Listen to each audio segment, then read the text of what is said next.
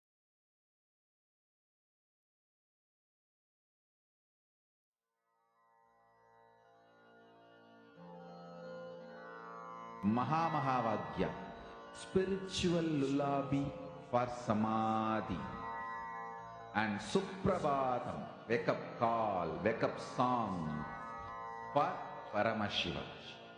For Paramashiva to manifest. With this one spiritual powerful cognition, chant this Mahavakya. Om Nityananda Paramashivoham. Om Nityananda Paramashivoham. Om Nityananda Paramashivoham. Om Nityananda Paramashivoham. Om Nityananda Paramashivoham. Om Nityananda Paramashivoham.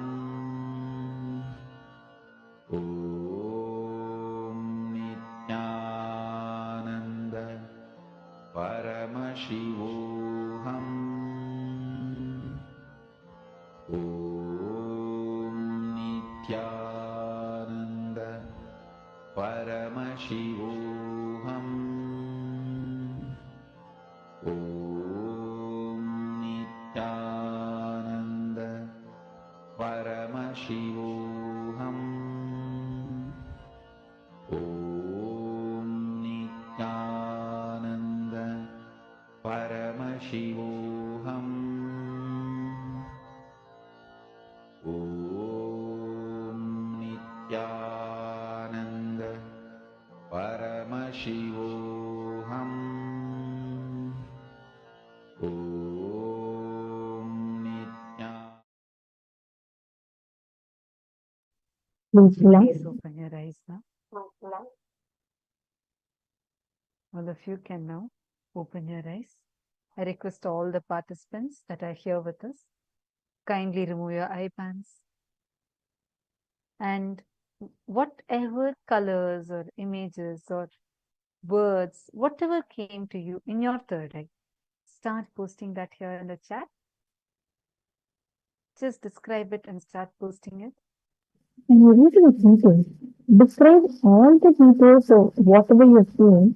Go to the detail and describe it. Share like the colors that you saw, the shapes that you saw. And even you can go ahead and share the feelings that you had. That what did you experience when you were experiencing the third eye? What are the feelings that were coming in you? And like, what did you feel? Did you feel it was something celebratory, or was it something serene, or something peaceful, something frightening? What did you see, and what did you experience at that time? I request all of you to go ahead and describe in the chat.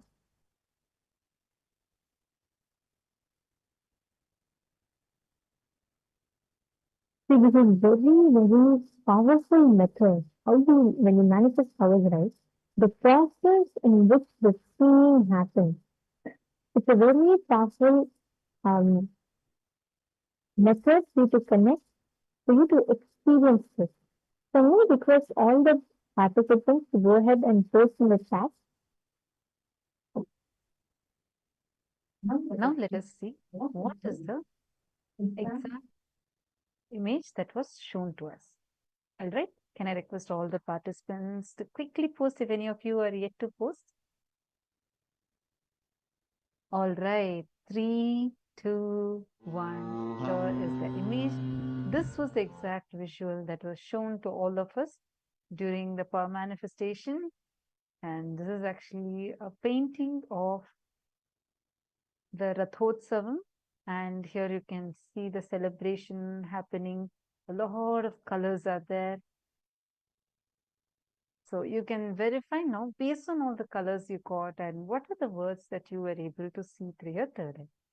Take a few minutes and quickly verify it.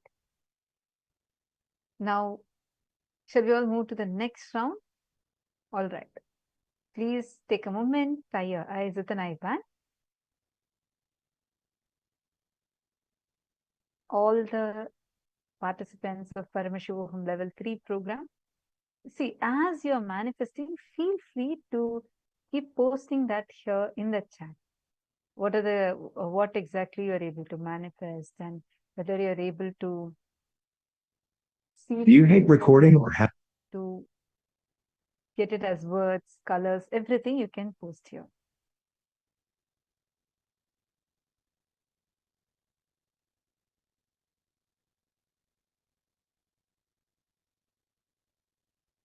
Shall we all now see what the answer is? Nitandam Selvakumaraya and Fabio Dennis Nityanandam, Pavan Kumaraya Nityanandam, Himmat Borar Nityanandam, Nityanandam to all of you. All the participants that are here with us, even the viewers that are watching us via YouTube, do let us know here in the chat. Where are you watching us live right now from? Kindly tie your eyes with an eye band. Now listen carefully. Just connect to Swamiji. Visualize Swamiji's third eye. We just did a very powerful meditation. Visualize Swamiji's third eye in your third eye and just sit. Now I'm going to be showing you all an image. Whatever is coming to you, first you're going to verbalize it, okay? 3, 2, 1, start.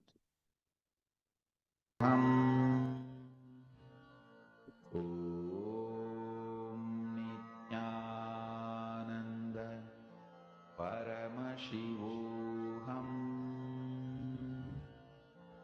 Om Nityananda Paramashivoham. Om Nityananda Paramashivoham. Om Nityananda Paramashivoham. Om Nityananda Paramashivoham. Om Nityananda Paramashivoham. Om Nityananda Paramashivoham. Om Nityananda Paramashivoham. Om Nityananda Paramashivoham. Om Nityananda Paramashivoham. Om Nityananda Paramashivoham. Om Nityananda Paramashivoham. Om Nityananda Paramashivoham. Om Nityananda Paramashivoham. Om Nityananda Paramashivoham.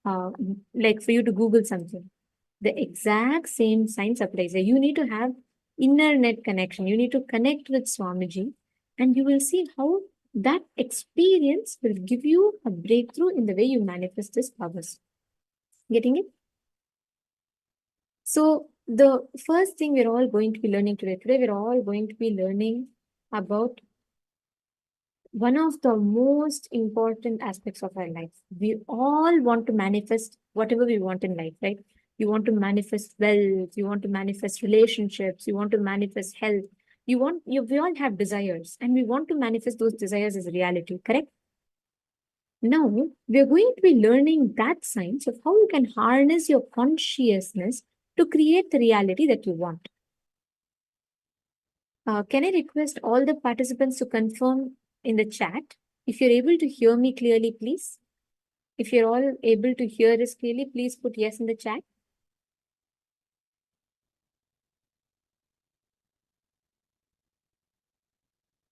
Malalau, Ma Fenzu, Ma Julie Silla. Can I request all of you to post yes in the chat if you're able to hear us clearly?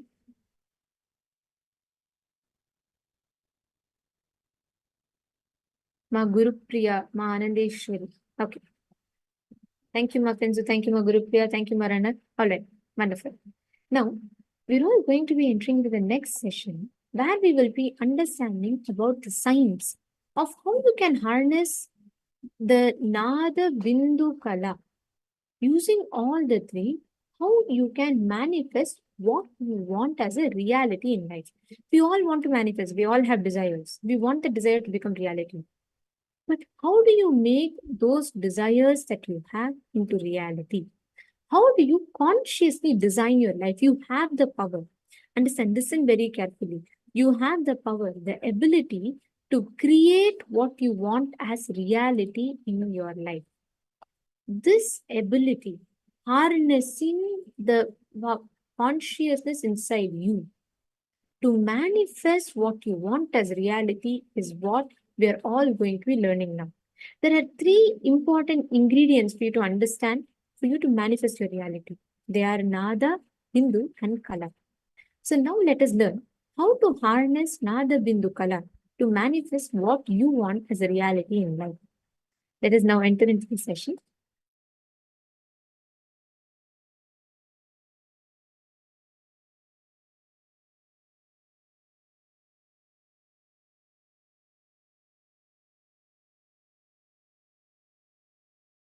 Listen. Cosmos is made up of three core material: Nada, Bindu, Kala. Of course, there is unmanifest, avyakta behind this Nada, Bindu, Kala.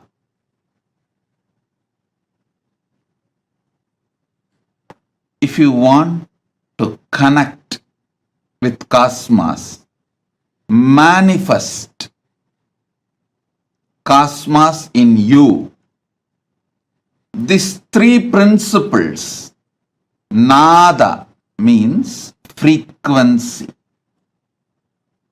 Bindu means visualization, Kala means vibration. Listen. I'm giving you rough translation in English so you can start connecting with it.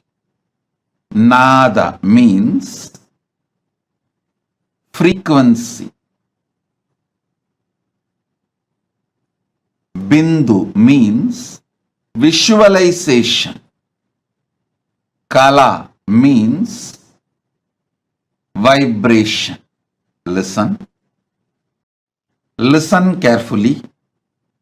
Think of the universe as Nada Bindu Kala. Think you can connect with the universe through Nada Bindu Kala. Nada means frequency, Bindu means visualization. Kala means vibration. You just need understanding about these three. You can connect with cosmos. You can manifest the best things of the cosmos. Not just health. Listen, if you think in a small scale within your small brain, you will think health is the best. But if you connect with cosmos, you will understand not just health, eternal life. Eternal life is the best thing. Even your understanding about what is the best you can achieve will get matured. When you understand about Nada, Bindu, Kala,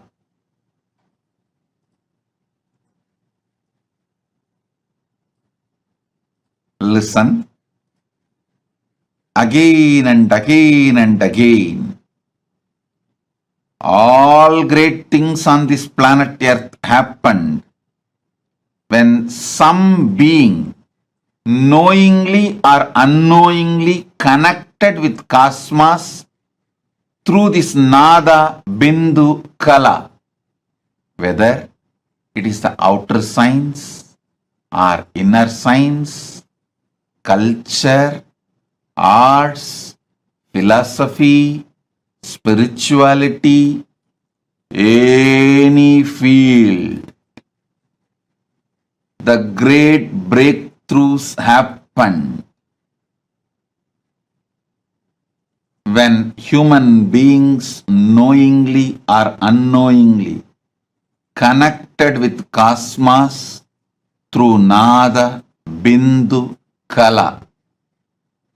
Frequency, vibration, frequency, visualization and vibration. I'll initiate all of you into this powerful science. Nada, frequency, Bindu, visualization, Kala, vibration. To connect with cosmos today, I'll initiate all of you to connect with cosmos through Shiva Diksha. You will start manifesting third eye awakening, and I also initiate you all into Sambrajnata Samadhi, Nityatva. Understand?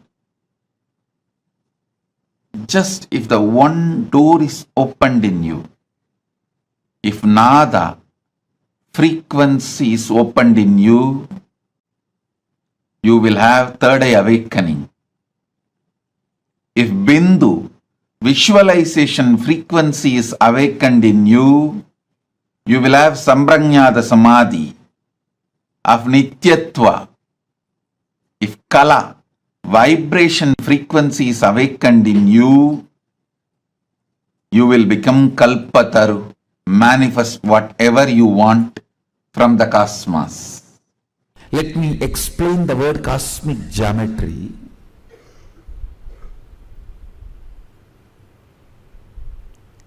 Lines, curves, points, understand?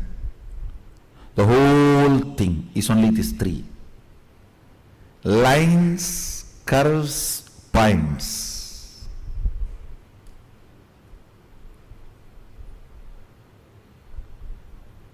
Nada, Bindu, Kala. Lines is Nada, points is Bindu, curves is Kala. Flow.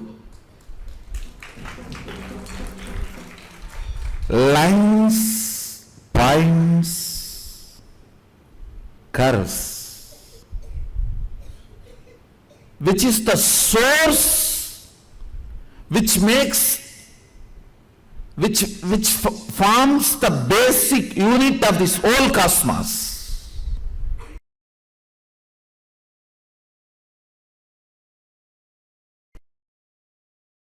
If you bring your talking into mano mauna, mana unmana, not just verbal silence, mental silence, where you are just there and existence is there. It is just a beautiful music between you and existence. That's it. Principle of sound. Nada tattva. Nada tattva. Principle of sound. Nada kala is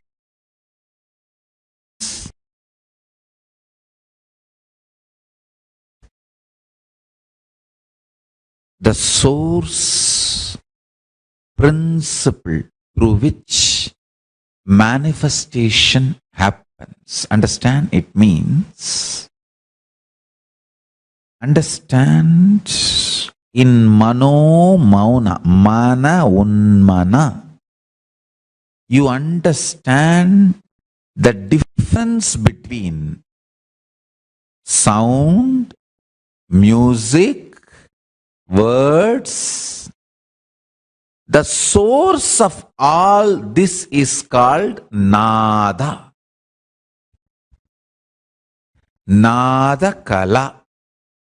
I tell you, if you can rest nada kala, not only you will understand all languages, you will know you can manifest anything you want just by creating the right sound. I have seen my gurus doing it.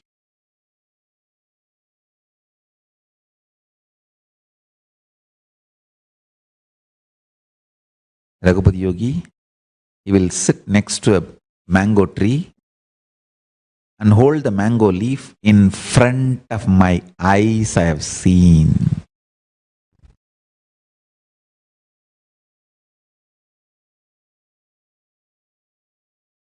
He will hold the mango leaf, the tree's branch on leaf, and create some sound. It will be like in the night time when the rats come in the house and run around and like this, some sound he will create in the tongue. In front of my eyes, I have seen that mango tree flowering, and that flower becoming mango, and the mango becoming ripe mango, and fully ripe mango will be there hanging. Maybe it takes half an hour for manifestation, and he'll say, take it and eat.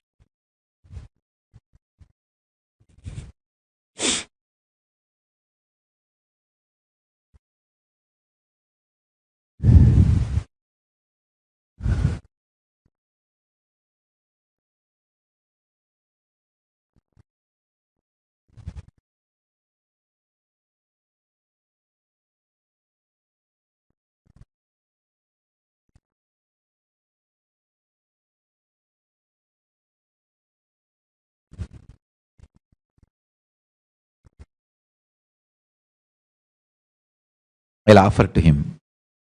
He will eat little and then give the remaining share to me. Not once, I can say at least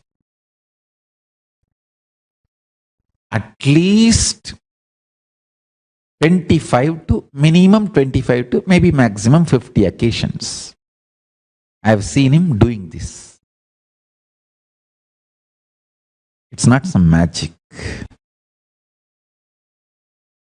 He can just talk to the tree's DNA and connect with the tree, make the tree manifest the power. If you just connect with this Nada Kala, you can manifest anything you want. I know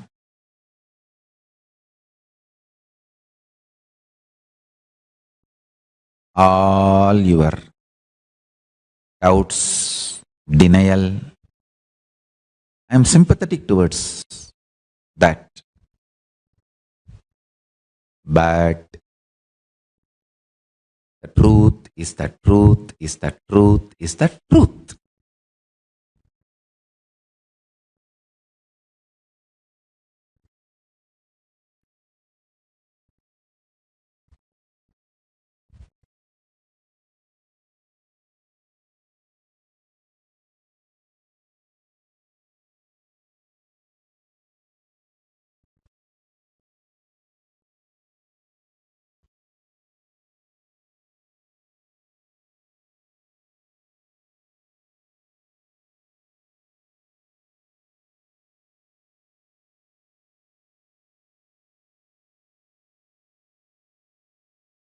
Truth is the truth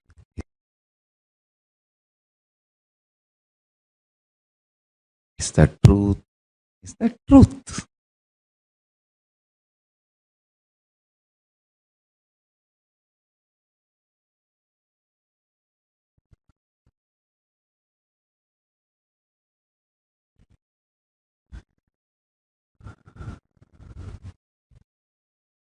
Every time I utter a word, I am just releasing that energy into your system, especially my initiated disciples, integrated disciples, can hold that energy and manifest as a reality immediately. Integrity to me is not the favor you are doing to me, it's a favor you are doing to yourself, and it's a power you manifest for yourself. Understand? It's a power you manifest for yourself. Guru Bhakti is the greatest gift Paramashiva gives you. Nada means defined sound. If the time, with the time when it forms rhythmically, it is called nada. Shabda is wild sound. Nada is language. You understand the difference? Shabda is wild sound. Nada is language. Shabda is wild river. Nada is embanked canal. Nada Kala is pure drinking water. I'll explain about that next. It is in Nada Kala your will is created.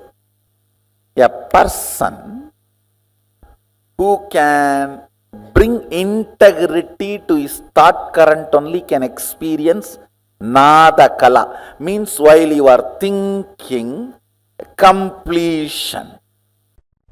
There are some vibrations which are pure manifestation of existence from guru to disciple, directly transmitted.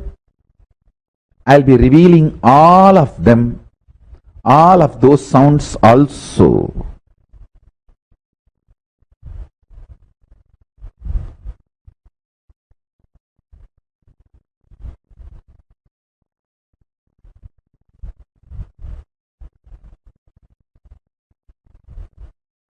So the source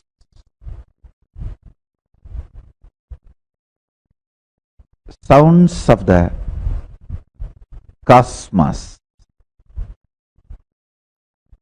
source sounds of the cosmos, Nada Tattva, Nada Kalas, source sounds are these 54 sounds.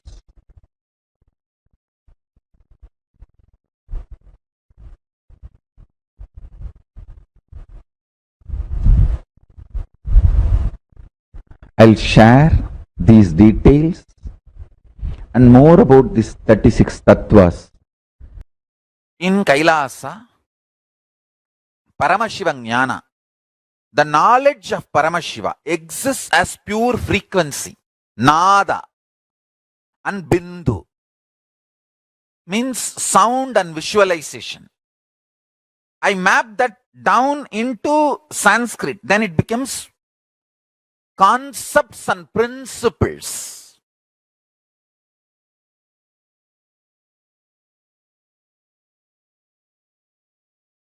Breath without sacrificing the depth.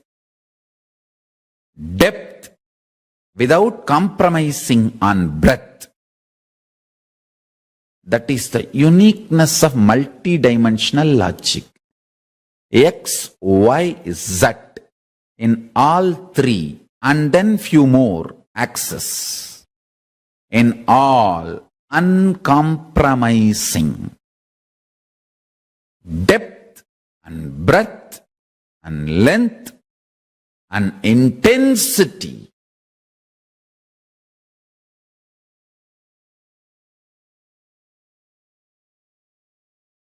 Understand?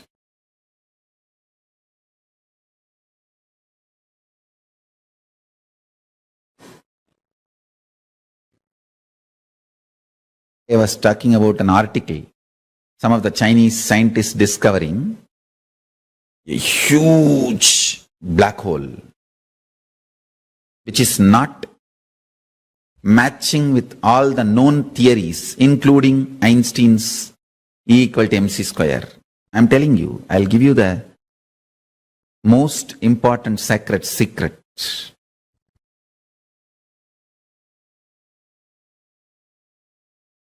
Intensity of the existence.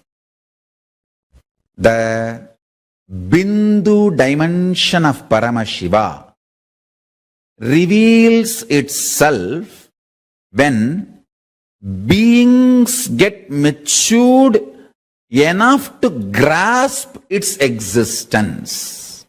Now, that black hole which was revealed to the scientists shows human beings are matured enough to understand the truth. Causeless, inexhaustible source of energy is available, which does not need to get converted or which is not constant. Understand? Endless resource is available is the statement Paramashiva is trying to make to the humanity through revealing that huge black hole to the Chinese scientists.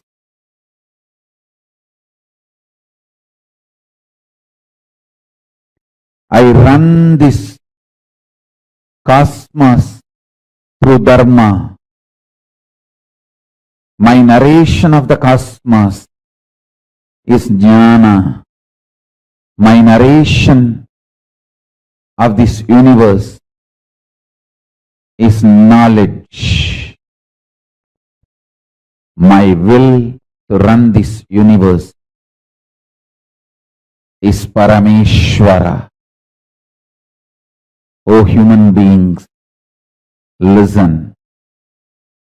Your deluded narratives are instigated by the signals you perceive, which is neither permanent nor eternal, or leads you to the ultimate state. Listen with Shraddha.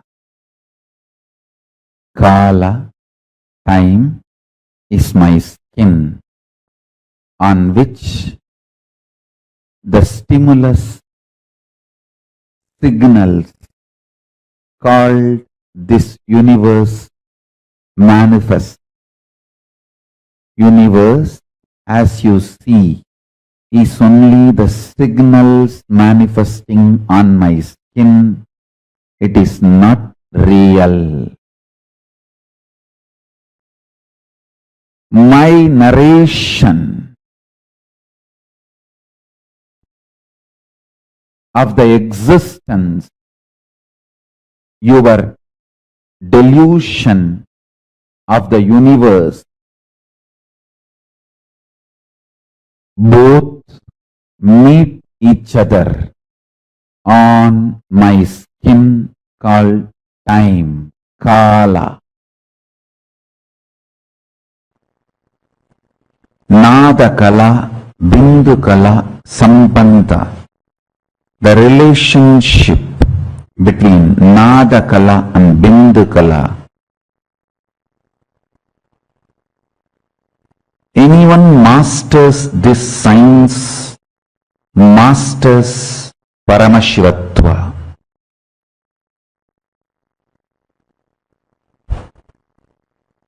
Spiritual alchemy process of Nadakala, Bindukala. Understanding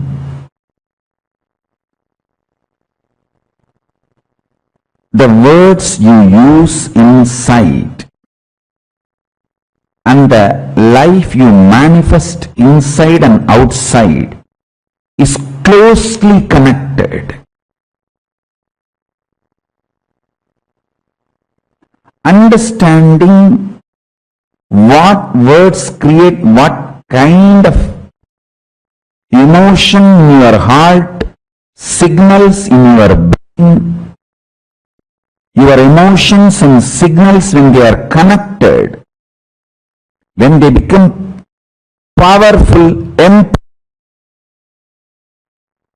what kind of the life you manifest inside and outside. Listen. Now, I'll explain about the Nada Kala, Bindu Kala. Understand the words you use inside you, meanings you give for those words, impact of those words in your heart and on your brain. All this are very important. You need to consciously build all these. I was telling you one example. You always mistake natural as automatic. Natural is different, automatic is different. Listen to this one example. Love is natural but not automatic.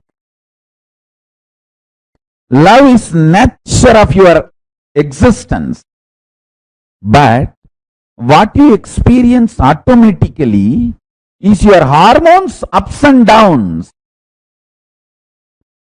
The hormonal ups and downs, that is not natural. I'll give you this example. River is naturally flowing. When you put a dam and open one small part, that part automatically flows, but that small part is not natural river. If you put a dam and a river, open one small corner, one small part, it naturally flows. See, the river naturally flows. But when you put a dam, open one small part, that small opening automatically flows, but that is not natural. Whole flow is natural. Small automated versions cannot be equated to natural. So understand, spiritual alchemy process of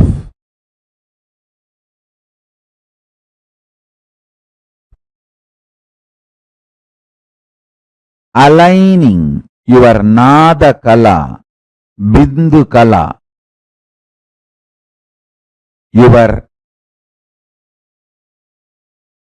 verbalization energy, visualization ability,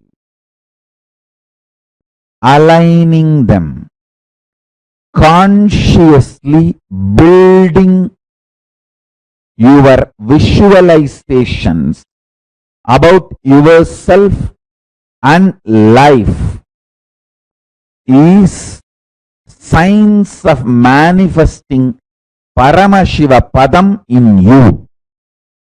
Understand? Initially, you need to use visualization. Pure life positivity, absolute life positive energy is superconsciousness of Paramashiva.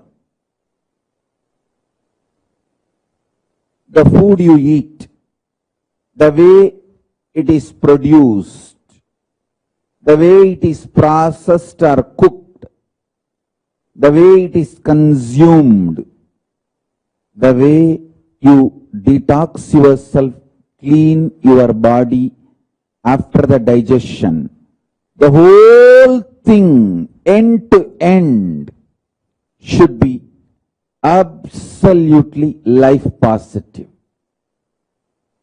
Same way, the words you generate, see, the pure vibration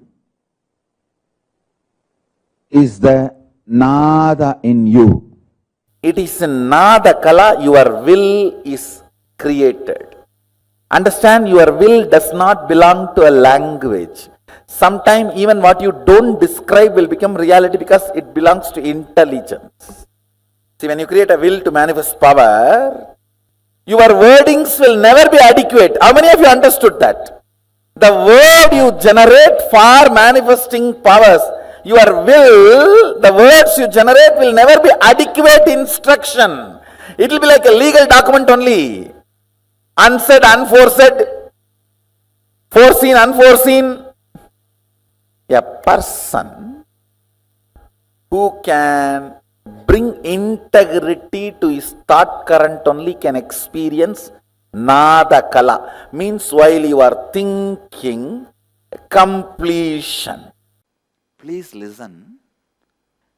When you add integrity, suddenly your Mooladhara turns into the visualization capability.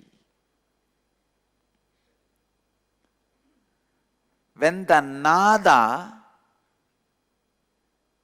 joins with Bindu, the Kala happens.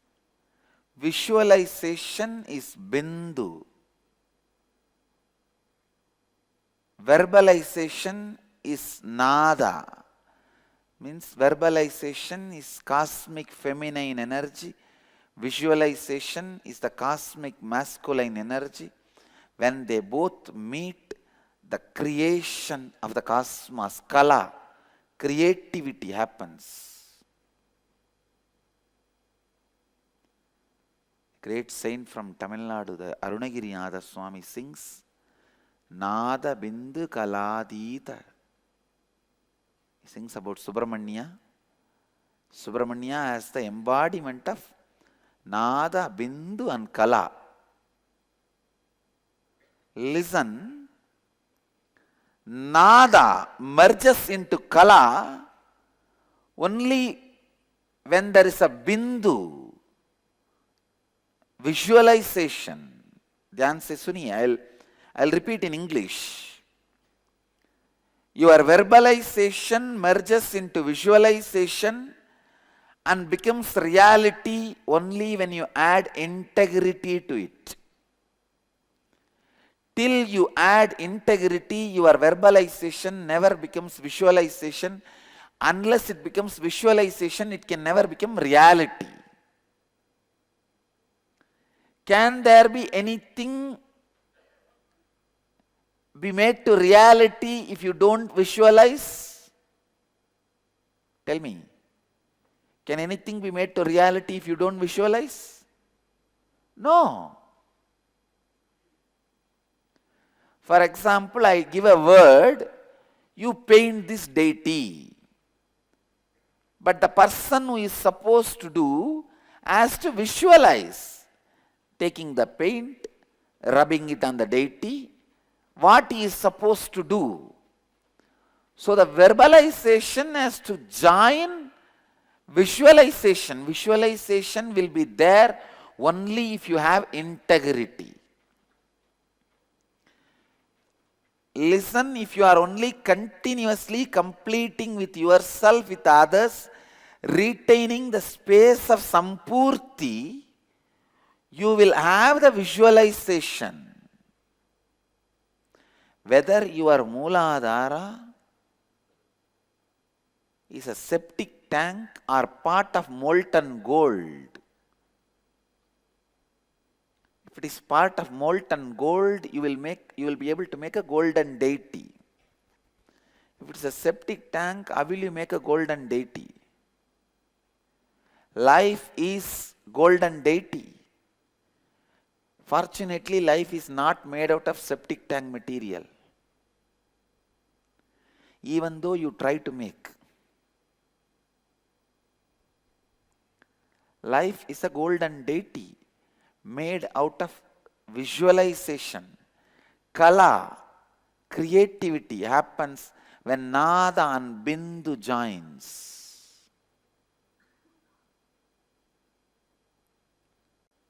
The visualization capacity is directly related to integrity.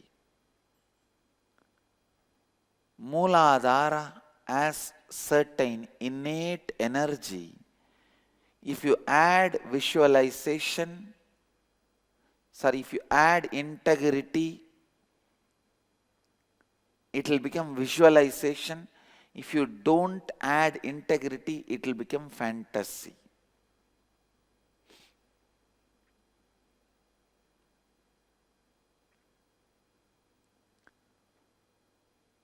Fantasy means what? Lack of integrity.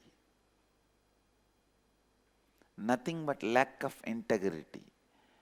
Whether what you visualize is going to become reality or not is dependent on your ability of integrity.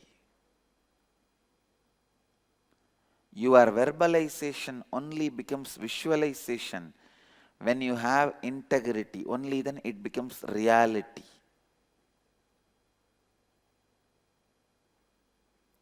Add integrity by completing with yourself all the commitments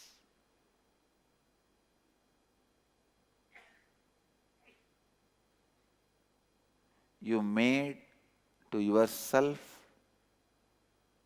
and all the commitments you made to others. The Shiva is Bindu. Unless the Nada acts as a binding force, Bindu has no action. Nothing is possible by the Bindu. The sound is responsible for what you are.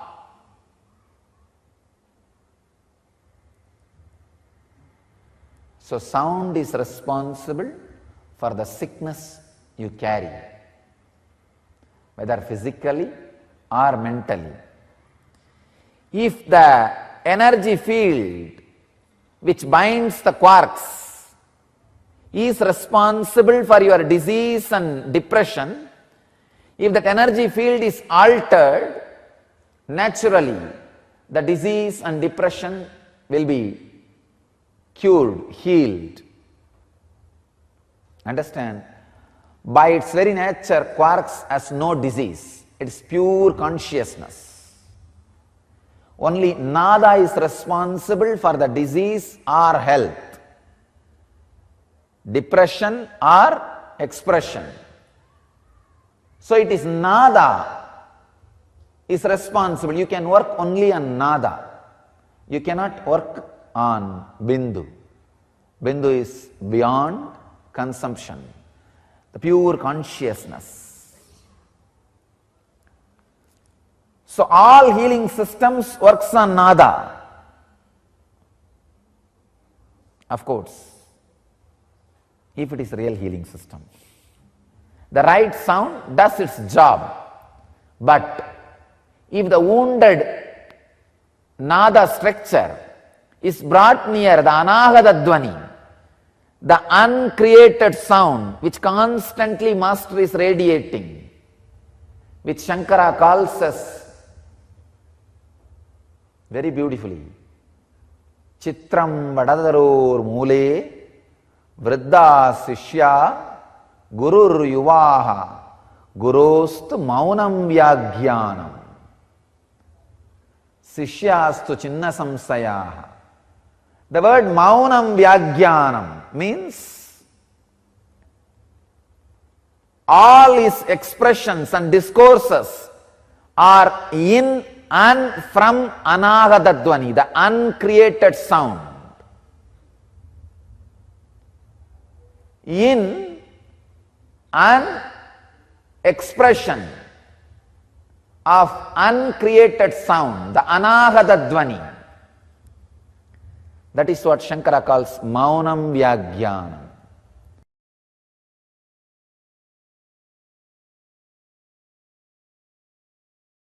That is why a little completion and sitting in unclutching, especially the mirror completion, will break all the patterns. See, this 5 completion process, completion with yourself, mirror completion, looking at the mirror and completing, samskara dahana kriya, and calling your friends, family, with whoever you have incompletions and talking to them and working and completing, completion with others. 5th, ultimate completion is completing with Paramashiva, whole existence. Sitting with Ganga, Kaveri, banyan tree of Bidadi, Indra Vimanam of Sundareshwara, Arunachala Hill, Kailasa Hill, or Guru Murti, Atma Murti. All this is completion with Paramashiva. This 5, I'll repeat. Completion with yourself means sitting and completing, digging out all the incompletion patterns and reliving, completing the root pattern. 2nd,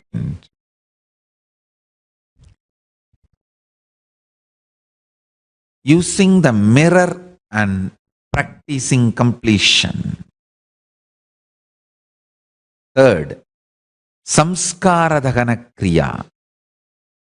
4th, calling people with whom you have incompletion, sitting and talking out with them and bringing to completion.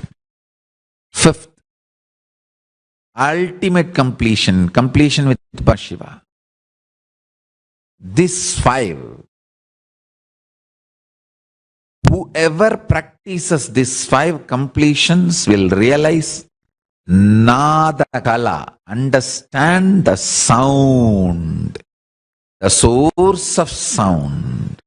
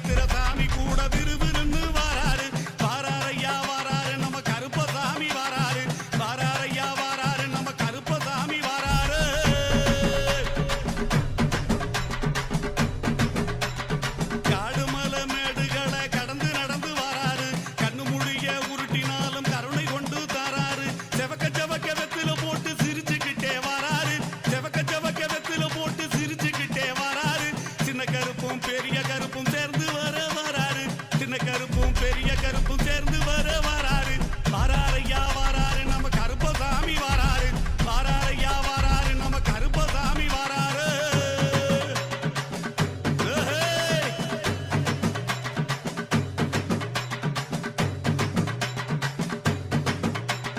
நாட்டுல இருக்கும் மக்களை எல்லாம் பார்த்து போக வராரு நல்லவன் கெட்டவன் செயலை பார்த்து பலன் கொடுக்க போறாரு நாட்டுல இருக்கும் மக்களை எல்லாம் பார்த்து போக வராரு நல்லவன் கெட்டவன் செயலை பார்த்து பலன் கொடுக்க போறாரு தப்பு செஞ்ச யாருக்குமே ஜாமீன் கொடுக்க மாட்டாரு எங்க ஐயா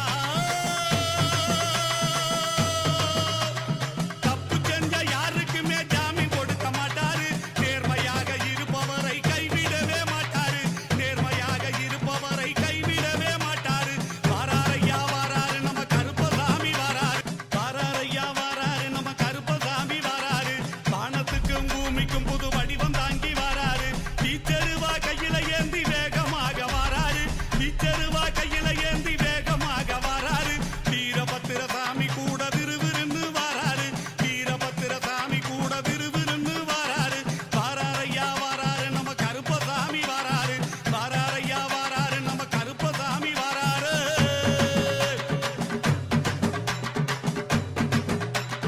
காடு மலை மேடுகளை கடந்து நடந்து வராரு கண்ணு முடிய உருட்டினாலும் கருணை கொண்டு தாராரு செவக்க செவக்க வெத்தில போட்டு சிரிச்சுக்கிட்டே வராரு செவக்க செவக்க வெத்தில போட்டு சிரிச்சுக்கிட்டே வராரு சின்ன கருப்பும் பெரிய கருப்பும் சேர்ந்து வராரு சின்ன கருப்பும் பெரிய கருப்பும் சேர்ந்து வராரு வாராரையா வாராரு நம்ம கருப்பசாமி வாராரு வாராரையா வாராரு நம்ம கருப்பசாமி வாராரு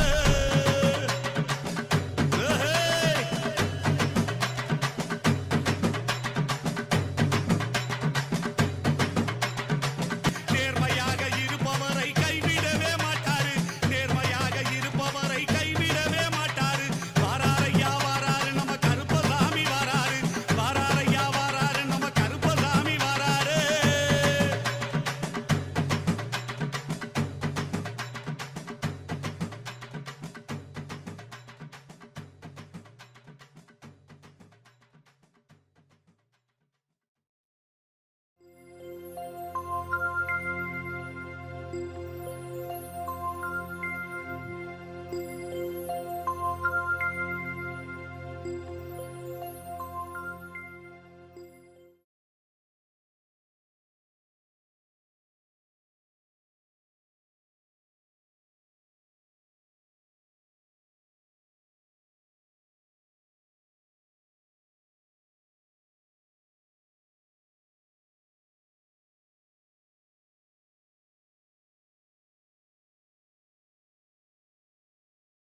Seems revealed very beautifully about using the Nada, Bindu, and Kala, how you can harness these three aspects of the cosmos to create what you want as reality.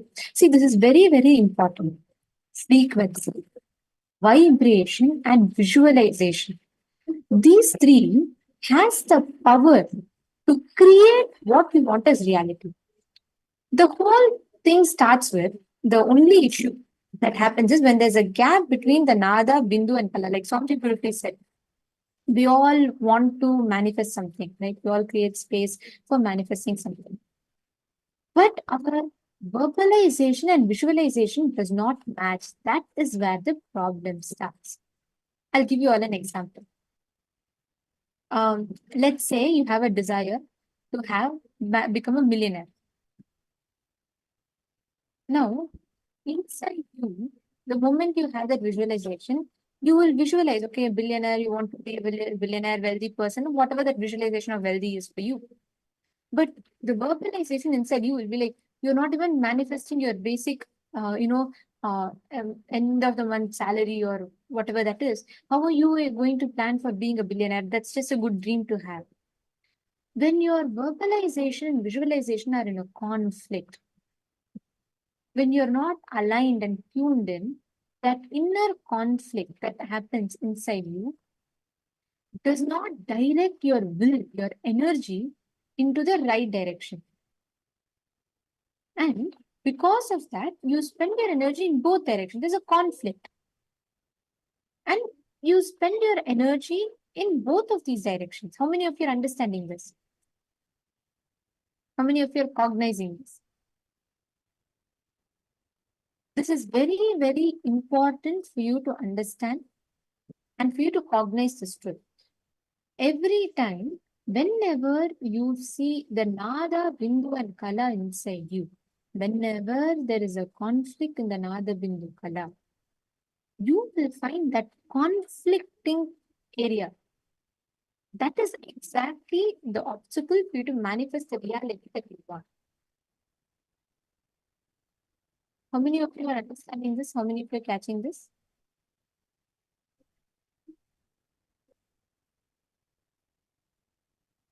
I request all of you to post in the chat.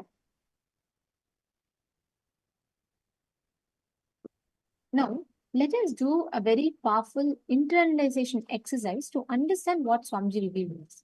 See, when your will is deciding something, it is like the moment I'll give you an example. Let's say in a dam, there'll be multiple ports, like you can choose to release the water in whichever way that you want. Now, if you want to release, let's say, the water in channel A, but you open the door for channel B, of course, it is going to go into channel B. Or if you want it only for channel A, but you open channel A and B both, it is going to go in both the directions. What you want, you need to direct it in the right way. You need to direct your will towards the direction that you want to make as reality. In what Swamiji revealed now, it's a very, very powerful science. How you can connect to the cosmos to manifest the best of the cosmos through the Nada, Bindu and Kala. Now, in the Nada, Bindu, Kala, one important thing for us to understand is identifying where do we entertain that inner conflict inside of us. Where do we feel like, oh, it's one side you feel you want to be a millionaire, you want to manifest wealth, on the other side you feel it's all impossible, it's not going to work out for you. That entire confusion or the chaos that you create inside you, that becomes the source which decides what kind of life you manifest inside and outside you. So take a few minutes, sit and pen this down. This is a very, very important exercise.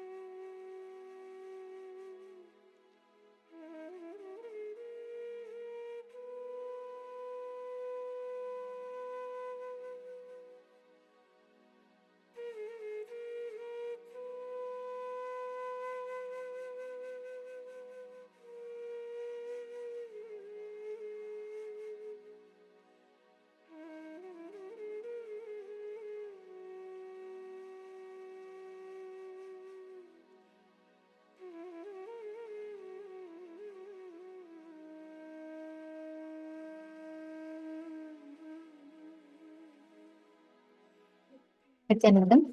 Yes. Sorry for the technical glitch. Now, we're going to be entering into a powerful internalization exercise to understand what Swamiji revealed. So, Swamiji said to analyze what are the thoughts, words, emotions it is creating inside you, right? We're going to now be entering into an internalization exercise to understand the same. I'm going to be asking each of you to pick one reality you want to manifest. Can I please request each of you to post? What is the one reality you want to manifest?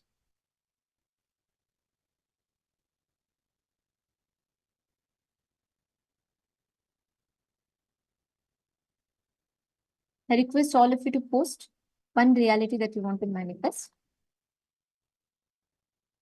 And for that one reality that you want to manifest, in the first step, please analyze and identify what words are you using inside you for yourself, for situations, for life happening around you for that reality. Like, for example, the reality you want to manifest is, I want to have a, okay, let's say you want to pass a particular examination, or you want to earn a certain amount of wealth, or you want to get into a certain relationship.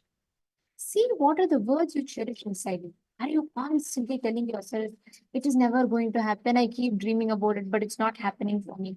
What are the words you are cherishing for that reality to happen inside you? Write it. Take a few minutes. The first words that comes inside you for you, when you like when you're thinking about it reality, whether you want to become a millionaire, whether you want to be successful in a business, what words are coming inside you? Write it down.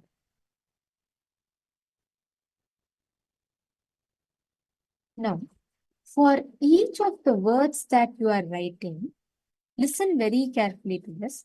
Mark in front of each word the impact it is having on your heart, your brain, and your life, which means how does it make, like Swamiji told, right?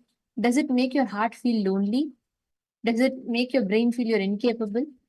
See, when Swamiji said that, it means what emotion, right?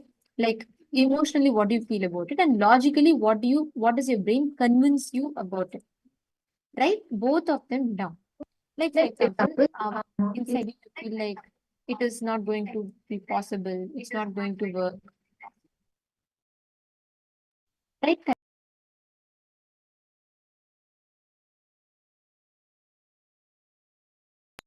Please take a minute.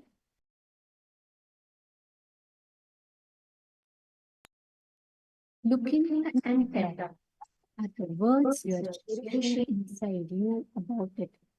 For each of the words, when you say, I'll give you an example for this. You want to have a manifest Sarvagya by Guru Purnima. The moment you tell that, your brain makes you feel it's an impractical plan. Your heart, the word that you're uttering is, am I really going to be able to do it? I have tried and failed before. This is the word that you're uttering to you. Every time you utter that word, your emotion, your heart will make you feel like it is you're not having your resourceless in life. It makes you feel like powerless about money.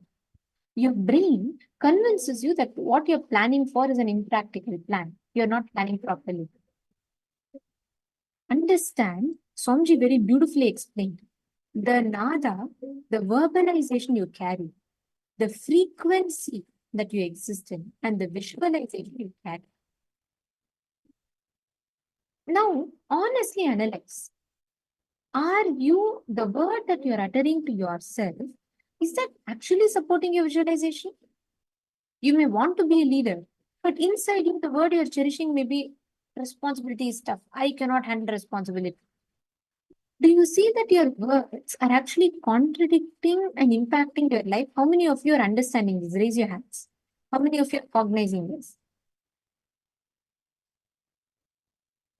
Jeremy, are you understanding? Is it making sense? Akash Ravi, thank you, Vishwanathan Ayya. And Luca Brindo, are you understanding?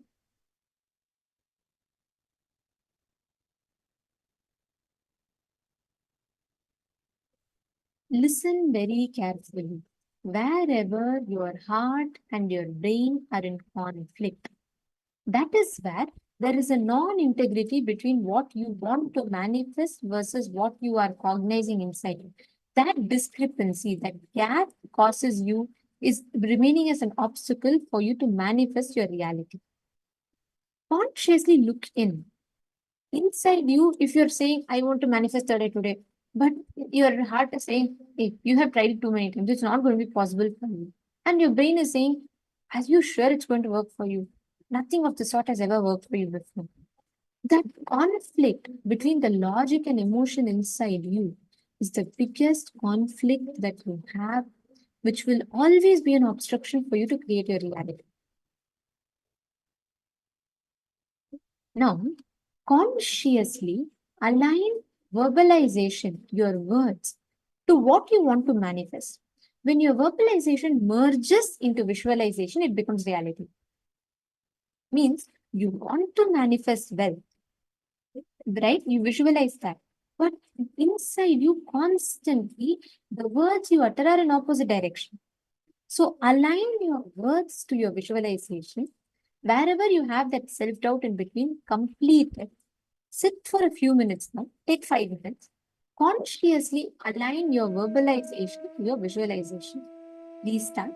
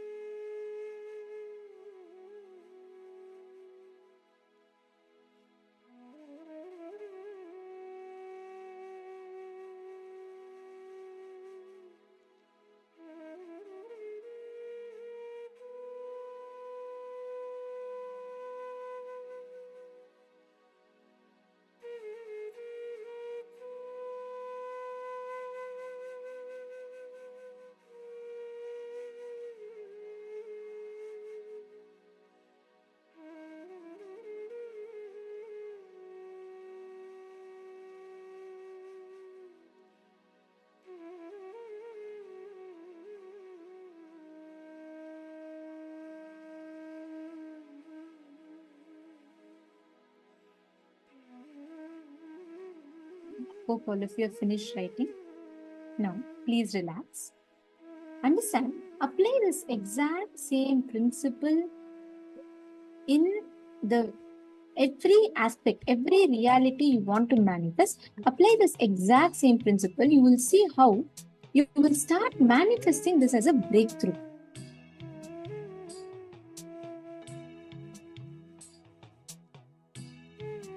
Are all of you clicking with this? Now, we're all going to be entering into the next session where we will be understanding about Shiva Diksha. What is Shiva Diksha and how to manifest Shiva Diksha? Like, what is its place? When Swamiji's actually, Shiva Diksha is a unique initiation, a very, very powerful way to manifest Paramashiva in you. Through Shiva Diksha, you are literally having this is a unique software that Swamiji installs in your inner space, through which you will have access to the higher dimensions and learning. Officially, always learning begins through Shiva Diksha in Hinduism. So we are now going to be understanding about what this Shiva Diksha is, like why is it so significant, and how does the process of Shiva Diksha happen? What is its importance? What place does it hold in Hinduism? So let us all listen to the revelations now.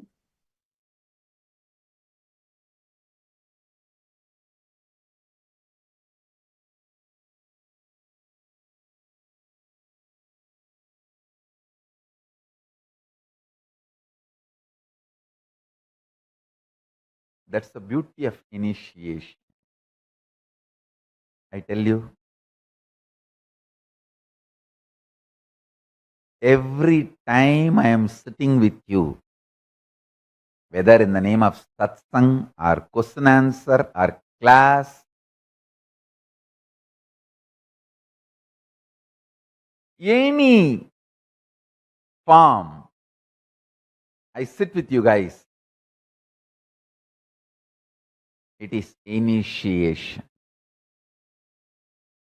Whether you see me or I see you, both see each other.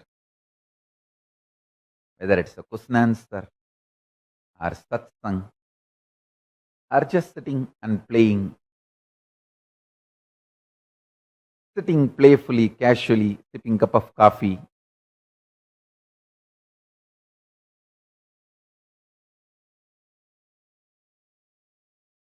I always visualize myself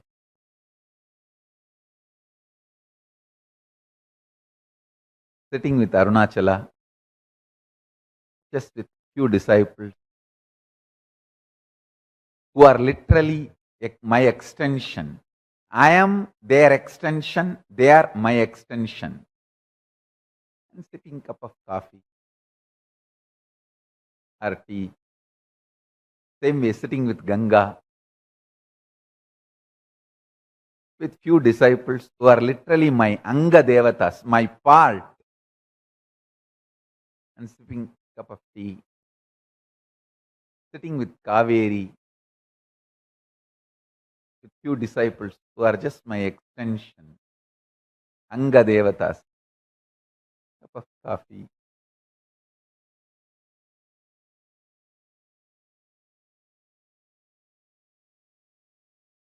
Whether it's a satsang or sitting with a cup of coffee, it is initiation. It cannot be killed. It cannot be killed. Everything happens between you and me is initiation. It cannot be killed.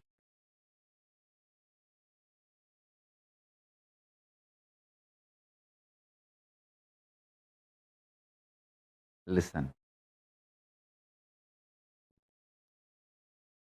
Tadadi divyadam tavat shinuyat pabasandadi tena dikshedi vikyada munibi tantraparagaihi. Diksha is the one which bestows divinity and destroys the continuity of restrictive karmic bondage. Hence it is called as Diksha by the Munis and the ones who are experts in the Tantra Shastras. This is Gautamiya Tantra, 7th chapter, 2nd sloka. Let me repeat. Tatati divyatam davat shrunuyat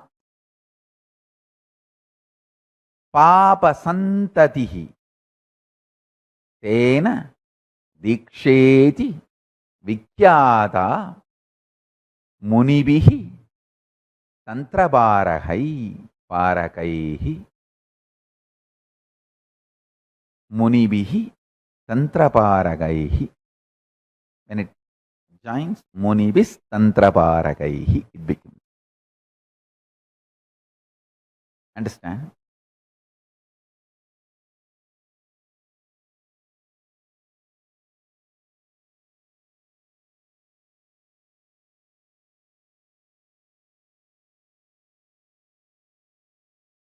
Diksha can't be destroyed.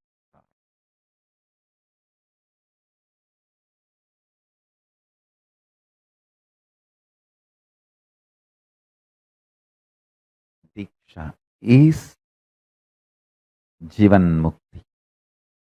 Diksha is living enlightenment. Diksha is manifesting Paramashiva. In Kamikagama, Purvapada, 4th chapter, Archana Viti Patalam, 59th sloka, Paramashiva very clearly says, Dikshitoyaha Puman Takshat Jivan Muktasa Uchyate. The one who has been initiated, received Diksha, is considered to be evidently a living liberated soul, a Jivan Mukta. I don't even want to say considered. Uchyate means declared, defined. Uchyate is not considered. The wrong translation. Uchyate means declared, defined. Dikshidoyaha Puman Sakshat Jivan Muktasa Uchyate. The one who has been initiated, received Diksha, is considered to be evidently a living liberated soul, a Jivan Mukta.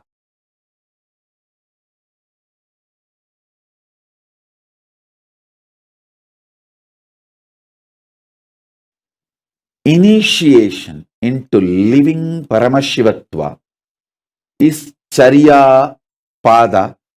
That initiation is called Siva Diksha, Samaya Diksha. Today, through the initiation, Siva Diksha, I am awakening that possibility powers of Paramashiva inside you. As I was telling continuously in last satsangs, Paramashiva is a great possibility and powers and is inside you, the Dvata Shanta, the residence of Paramashiva, from where he resides and runs the universe, is inside you. And I tell you, today's initiation is to awaken Paramashiva's possibilities and powers inside you. From this moment, the moment you are initiated, Paramashiva starts manifesting his possibilities, powers, boons in you. His state, space, powers starts manifesting in you. I bless each and every one of you who are sitting with us all over the world. Today, I think in hundreds of places, thousands are getting initiated. So understand, today the initiation is to awaken the Paramashiva's possibility, powers and boons inside you. Hold this cognition and start getting active. You will see boons are showered in your life.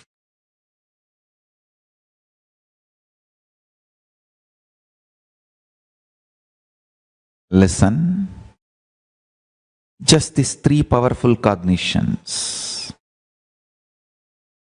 will set the context of Shiva Diksha today, Mantra Diksha. And this is the essence of all I am teaching. Even if you heard it again and again and again, hear it and get enlightened. Till you manifest the powerful cognitions, enlightenment completely, you should hear this again and again and again.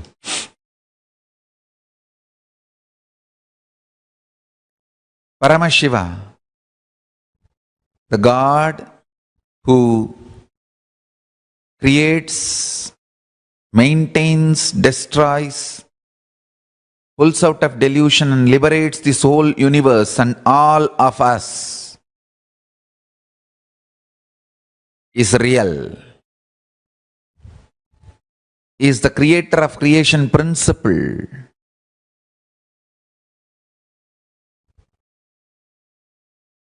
He creates, maintains, rejuvenates, pulls out of delusion and liberates even the principles of creation, maintenance, rejuvenation, pulling out of delusion and liberation. So, he is real. That's the first cognition. Second, he is inside you. You are Paramashiva.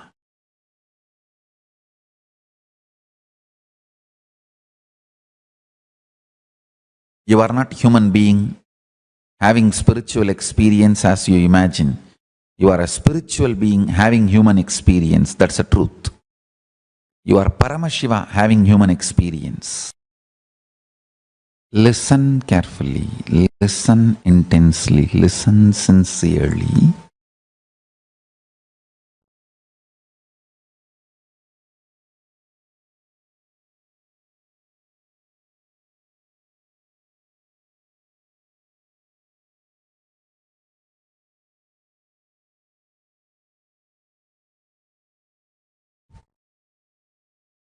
Understand this truth.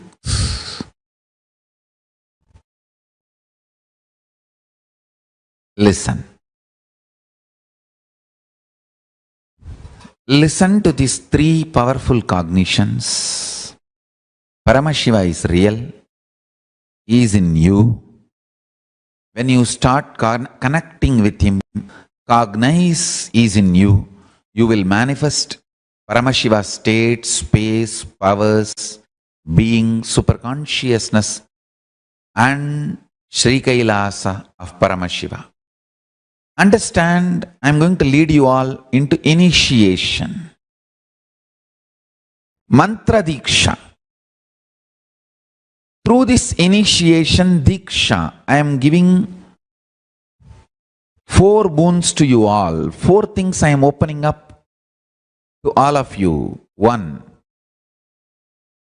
I initiate all of you into the lifestyle of Paramashiva. Charyapada. I initiate all of you into everyday puja. Anmartha puja. Kriyapada. I initiate all of you into Nityananda yoga. Yogapada. I initiate all of you into power manifestation, science, Jnanapada. Let me enter into Shiva Diksha.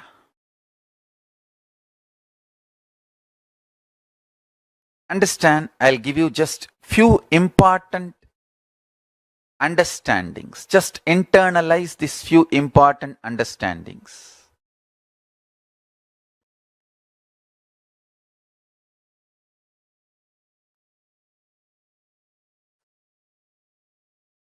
Our inner software. You call it mind, you call it intelligence, you call it any name you use. In Sanskrit, we use the word mana, chitta, buddhi, ahankara. All these words put together, I call it as inner software. Please understand. The inner software you carry functions based on certain patterns and cognitions and understandings. That inner software can be binding you, torturing you, harassing you, abusing you more and more. If it functions based on wrong content, wrong cognitions, powerless cognitions, abusive cognitions,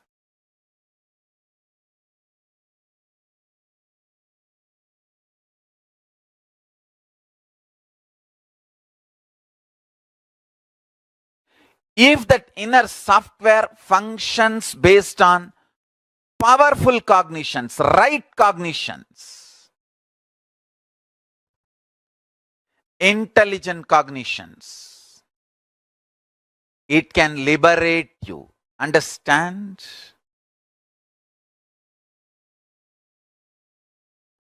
The inner software you are carrying, if that software functions on the right programming, powerful cognitions, it can liberate you and make you manifest powers and make you enlighten. If that inner software functions based on wrong cognitions, powerless cognitions, powerless content, understandings, ideas about you, about world, about God, about you, about world, about God, Jiva, you, self, Jagat, world, Ishvara, God. About all these three, the cognitions you have, the cognitions, conclusions you have about life, this all forms the core content for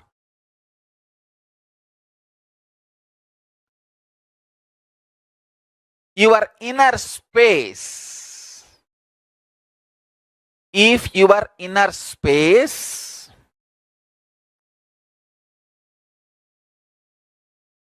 functions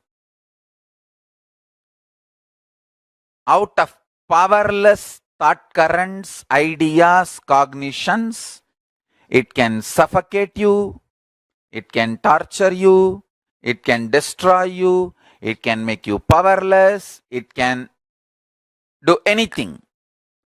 If your inner space starts functioning with a powerful cognitions, right understandings about self, world and God, not only you can become enlightened, you can start manifesting powers. Understand?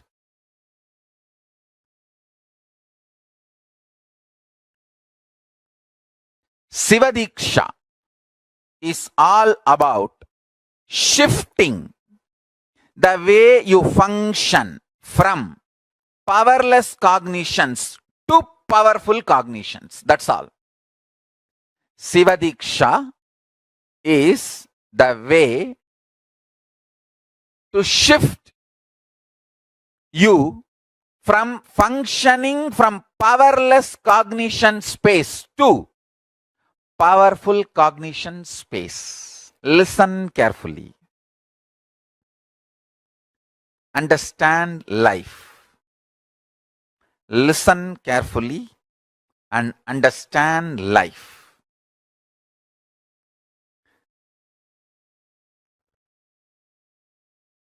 I will repeat. First,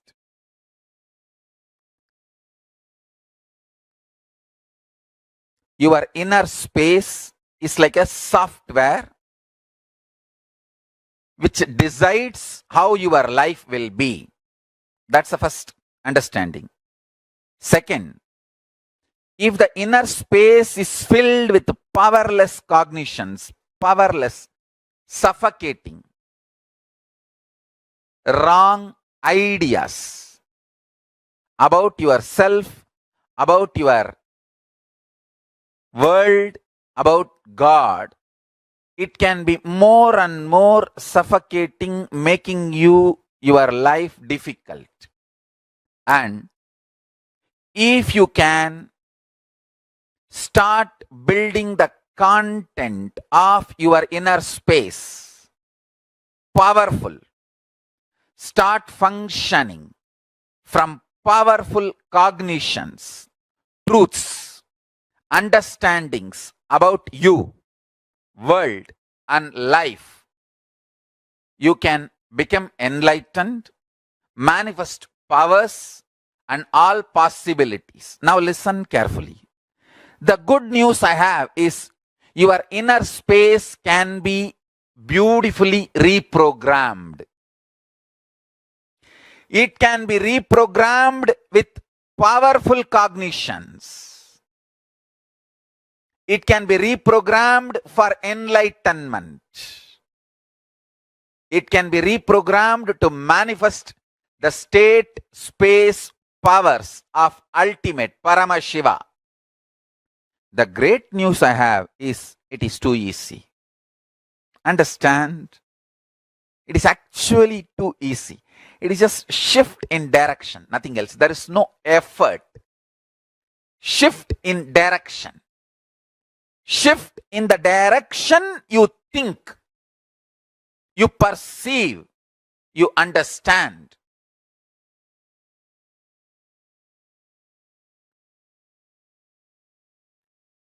Shiva Diksha is all about giving you that shift.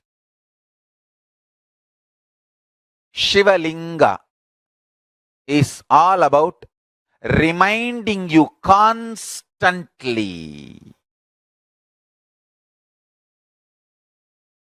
that shift and making you start living, manifesting that shift, enjoying, entertaining that shift inside you.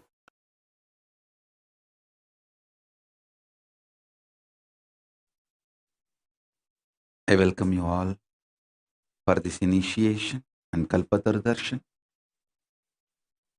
Understand, in Hindu tradition, there are two types of initiation.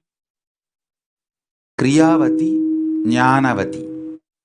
Kriyavati means Guru does all the rituals and then initiates you.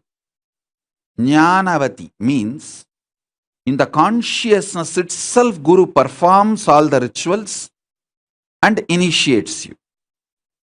This initiations I'm going to give now is both. Kriyas are getting done in Adi Kailasa and inside my inner space, Maha Kailasa. Both. So this initiation is most powerful for all of you who receive. I'm going to give 5 initiations. Gayatri Mantra Diksha. So if you want to have Yangnyopavitam newly, or the old one you wanted to replace, you can get a Yangnyopavitam and keep in front of my Atma Murti. I'm going to give you Samaya Diksha, Siva Diksha initiation. So I'm going to give all the 5 initiations, then Kalpatar Darshan. Gayatri Diksha, Shiva Diksha, means Samaya Diksha, first level. That is Shiva Diksha. So all these initiations, even if you already received, you can sit and receive now. And everyone who attended the Kalpatar program today, you will all have Kalpatar Darshan for sure. Others who are coming, you can put your questions in the YouTube, in the Facebook, live social media. I'll try to give Kalpatar Darshan for others as much as possible. I tell you, every time this initiation is just such an excitement because Paramashiva himself manifests. He gives you the passcode for Kailasa, Maha Kailasa. It's directly, you are getting empowered, authorized to be his own. So now, I'll start the initiation. Listen.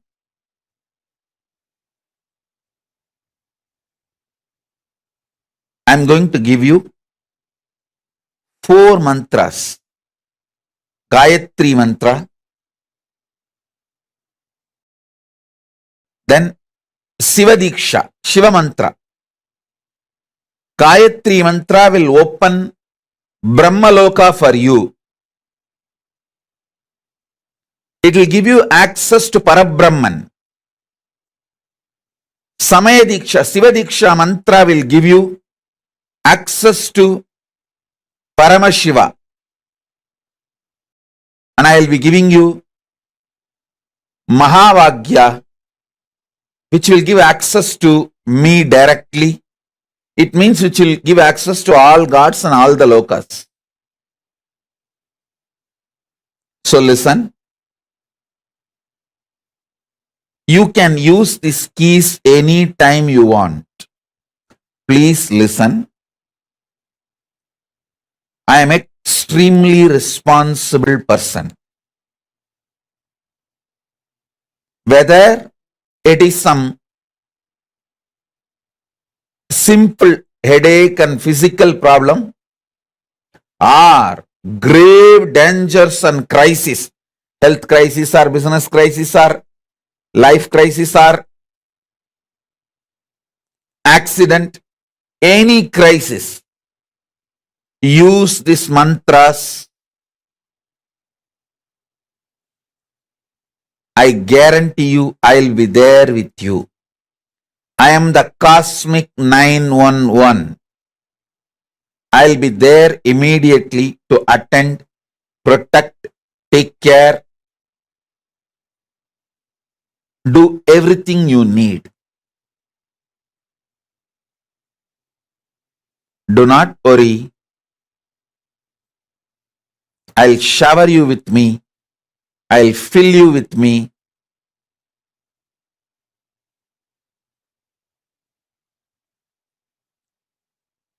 I will manifest me through you. Listen. Listen carefully.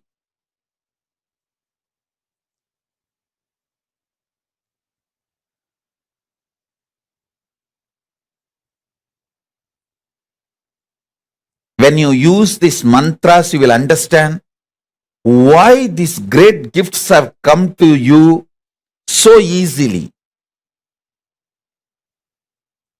When you choose me, you have proven your commitment strength. You passed the test. That is why this gift for you.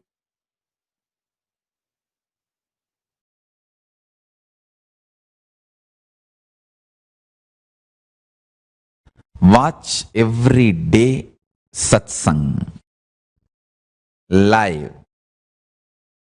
Nothing can be compared to live satsang. That is literally like Paramashiva dosage every day, Paramashiva bliss dosage.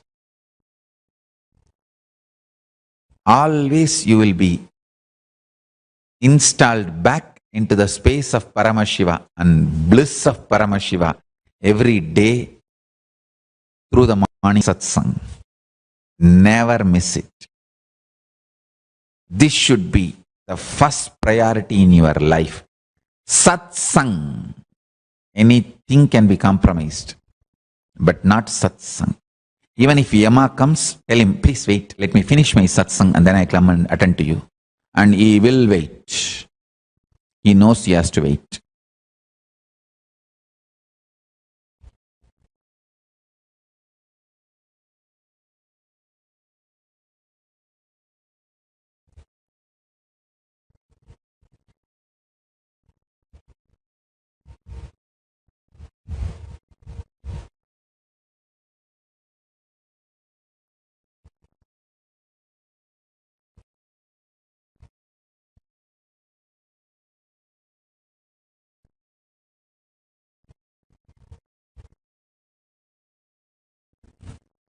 After the Markandeya's incident, he is very loving, caring, respectful and responsible with all Shiva Bhaktas. So, never miss satsang. Next, all the initiated disciples spend at least few minutes in doing puja. In the whole day, anytime you can do. You can do early morning when you wake up or before going to bed. Because in the Shaivite tradition, any puja you can do. See, there are some adhinams which are supposed to do the morning kalandi in their adhinam as a nitya puja. There are some adhinam which is supposed to do the evening puja as their nitya puja. So in the 6 kala puja, actually in Agama, even 8 kala puja is described. In that 8 kala puja, any one time you can choose and do the puja, no problem. For Shiva puja, ultimately no time. Shiva is alive and awake and he never sleeps. He is there, ever present in Turiyatita for the whole universe available. And at least once a day, do yoga. And at least once a day, do power manifestation session.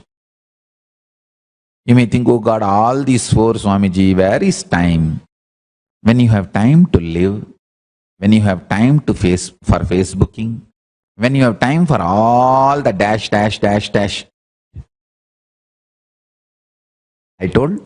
I didn't tell, but you heard.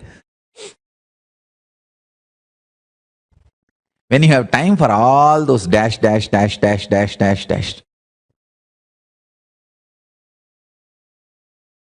You have enough time for all these 4.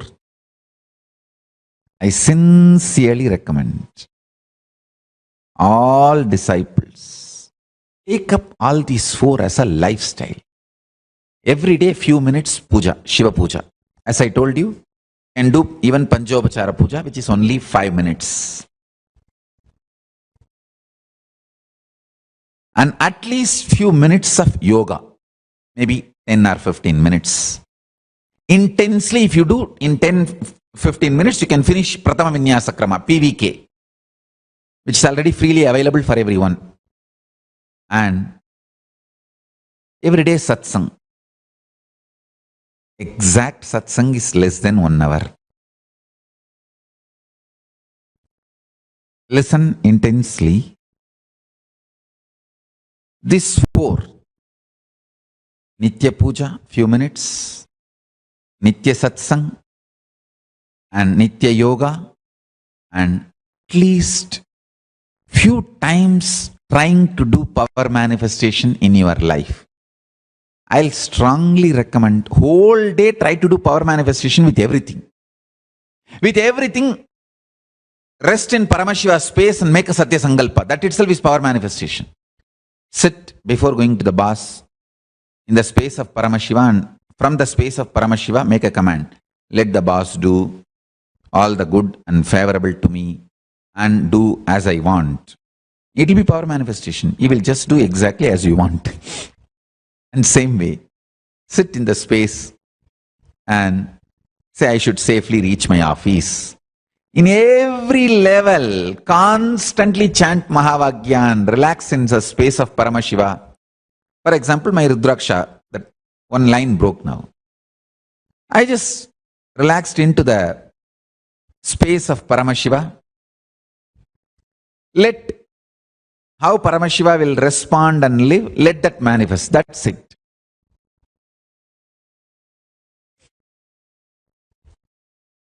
Whatever things need to be done, okay, fix the next Rudraksha and start the satsang. Start, that's it.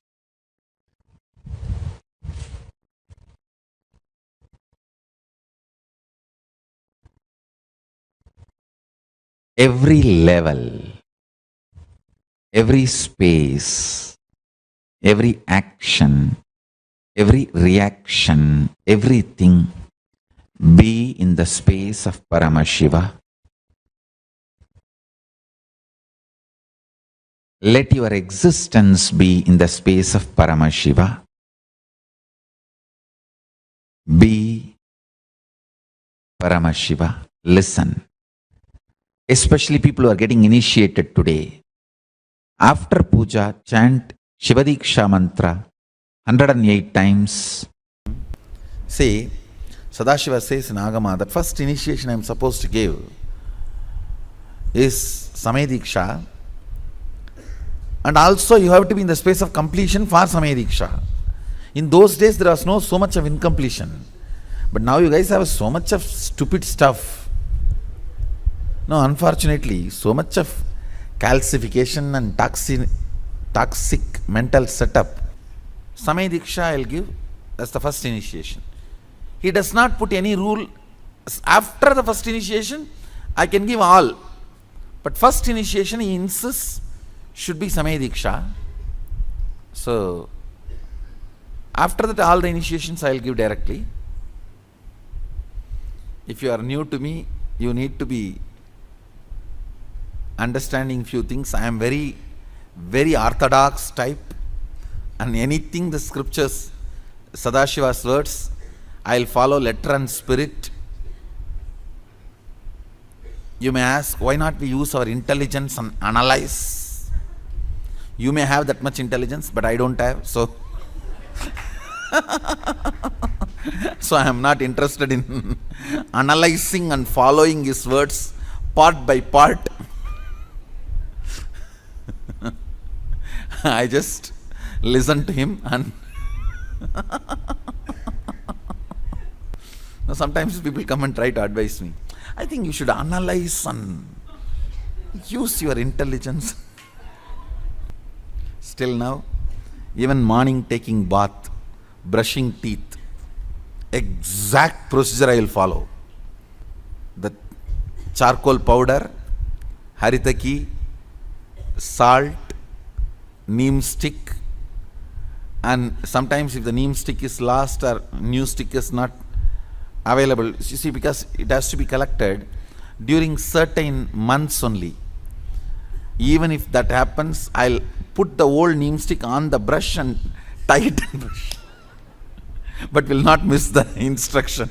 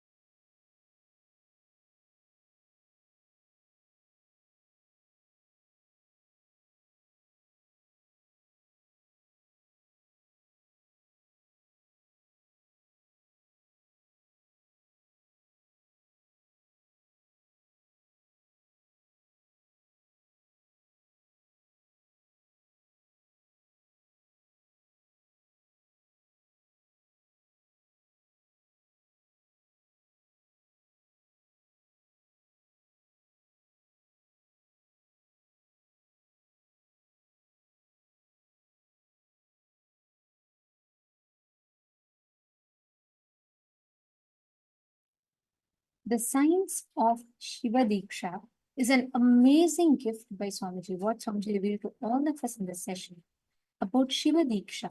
Shiva Diksha is literally upgrading your inner software, where you get the ability to manifest, to radiate, raise yourself to the highest frequency. In Hinduism, right, Shiva Diksha is given utmost importance because only through Shiva Diksha, only when you receive Shiva Diksha, you literally get your official education begins through Shiva Diksha. So it has a very, very important role to play. Today, all the participants of level 1, level 2, level 3, all three are going to be receiving Shiva Diksha. And that is why Shiva Diksha is very, very important. Because the fundamental education, the right learning starts from Shiva Diksha. Now, what is this Shiva Diksha? When we say Shiva Diksha, what do we mean by Shiva Diksha? What does Shiva Diksha stand for? Please understand. Shiva Diksha is where Swamiji reprograms your inner software, awakens your ability to manifest the highest state or frequency. This frequency in you is awakened through initiation.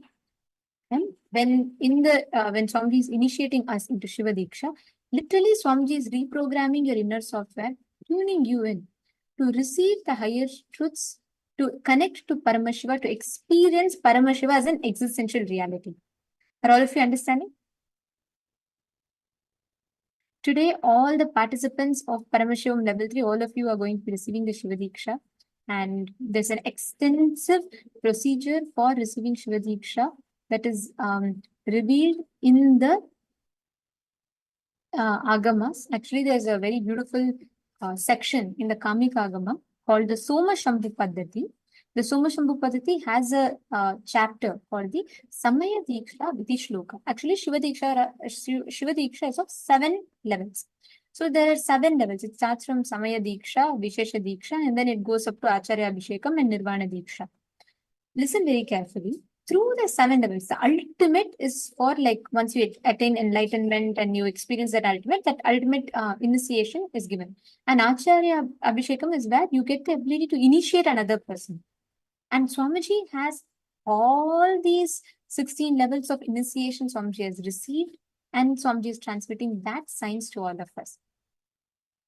See, in Hinduism, the very word Diksha means transmission of experience. A guru transmits a certain experience, a certain frequency to the disciple. Listen very carefully. This transmission of experience, energy, enlightenment is what we call as Diksha. Now, this Diksha is a very unique process. There are multiple ways in which the Diksha can happen.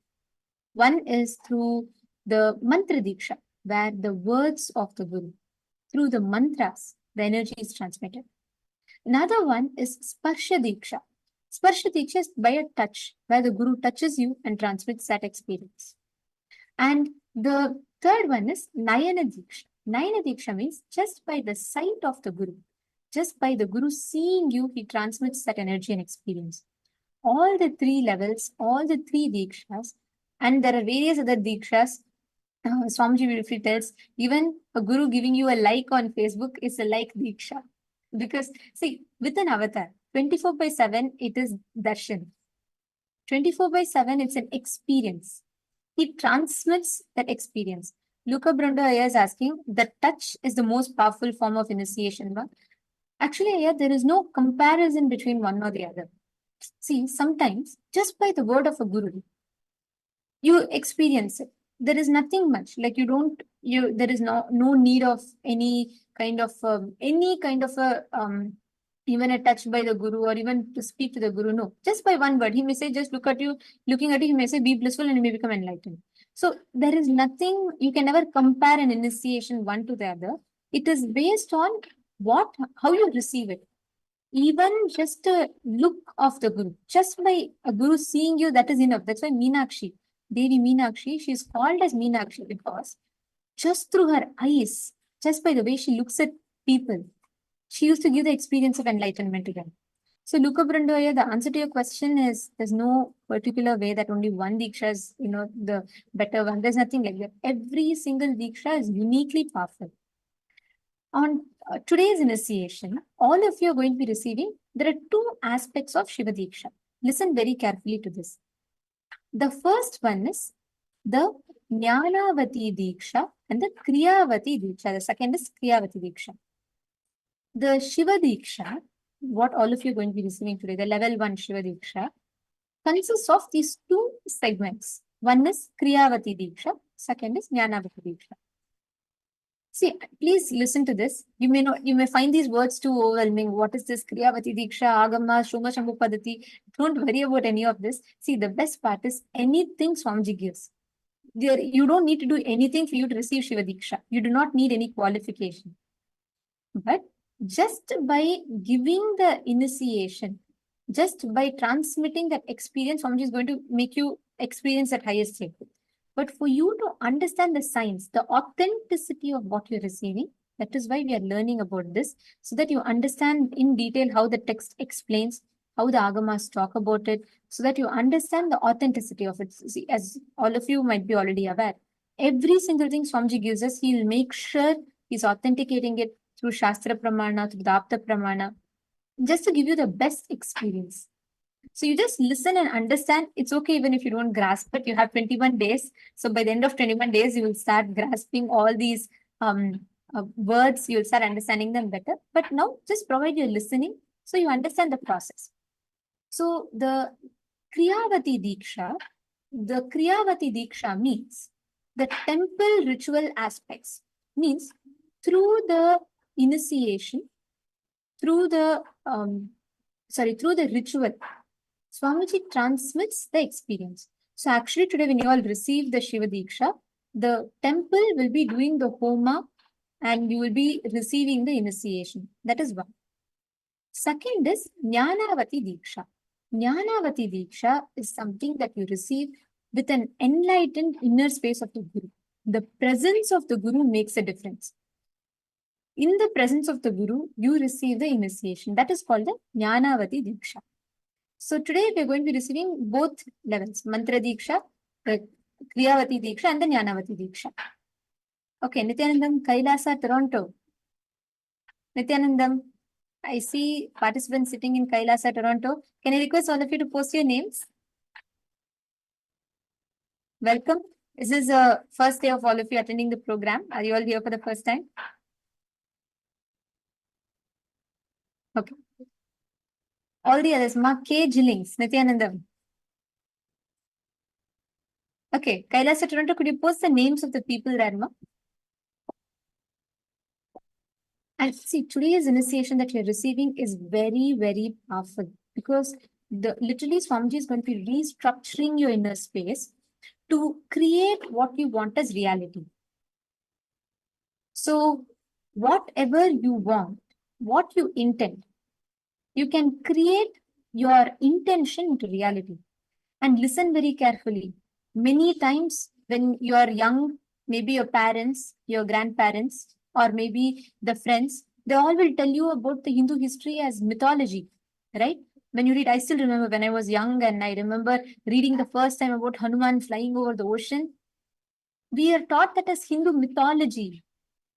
Understand, these are all not myths.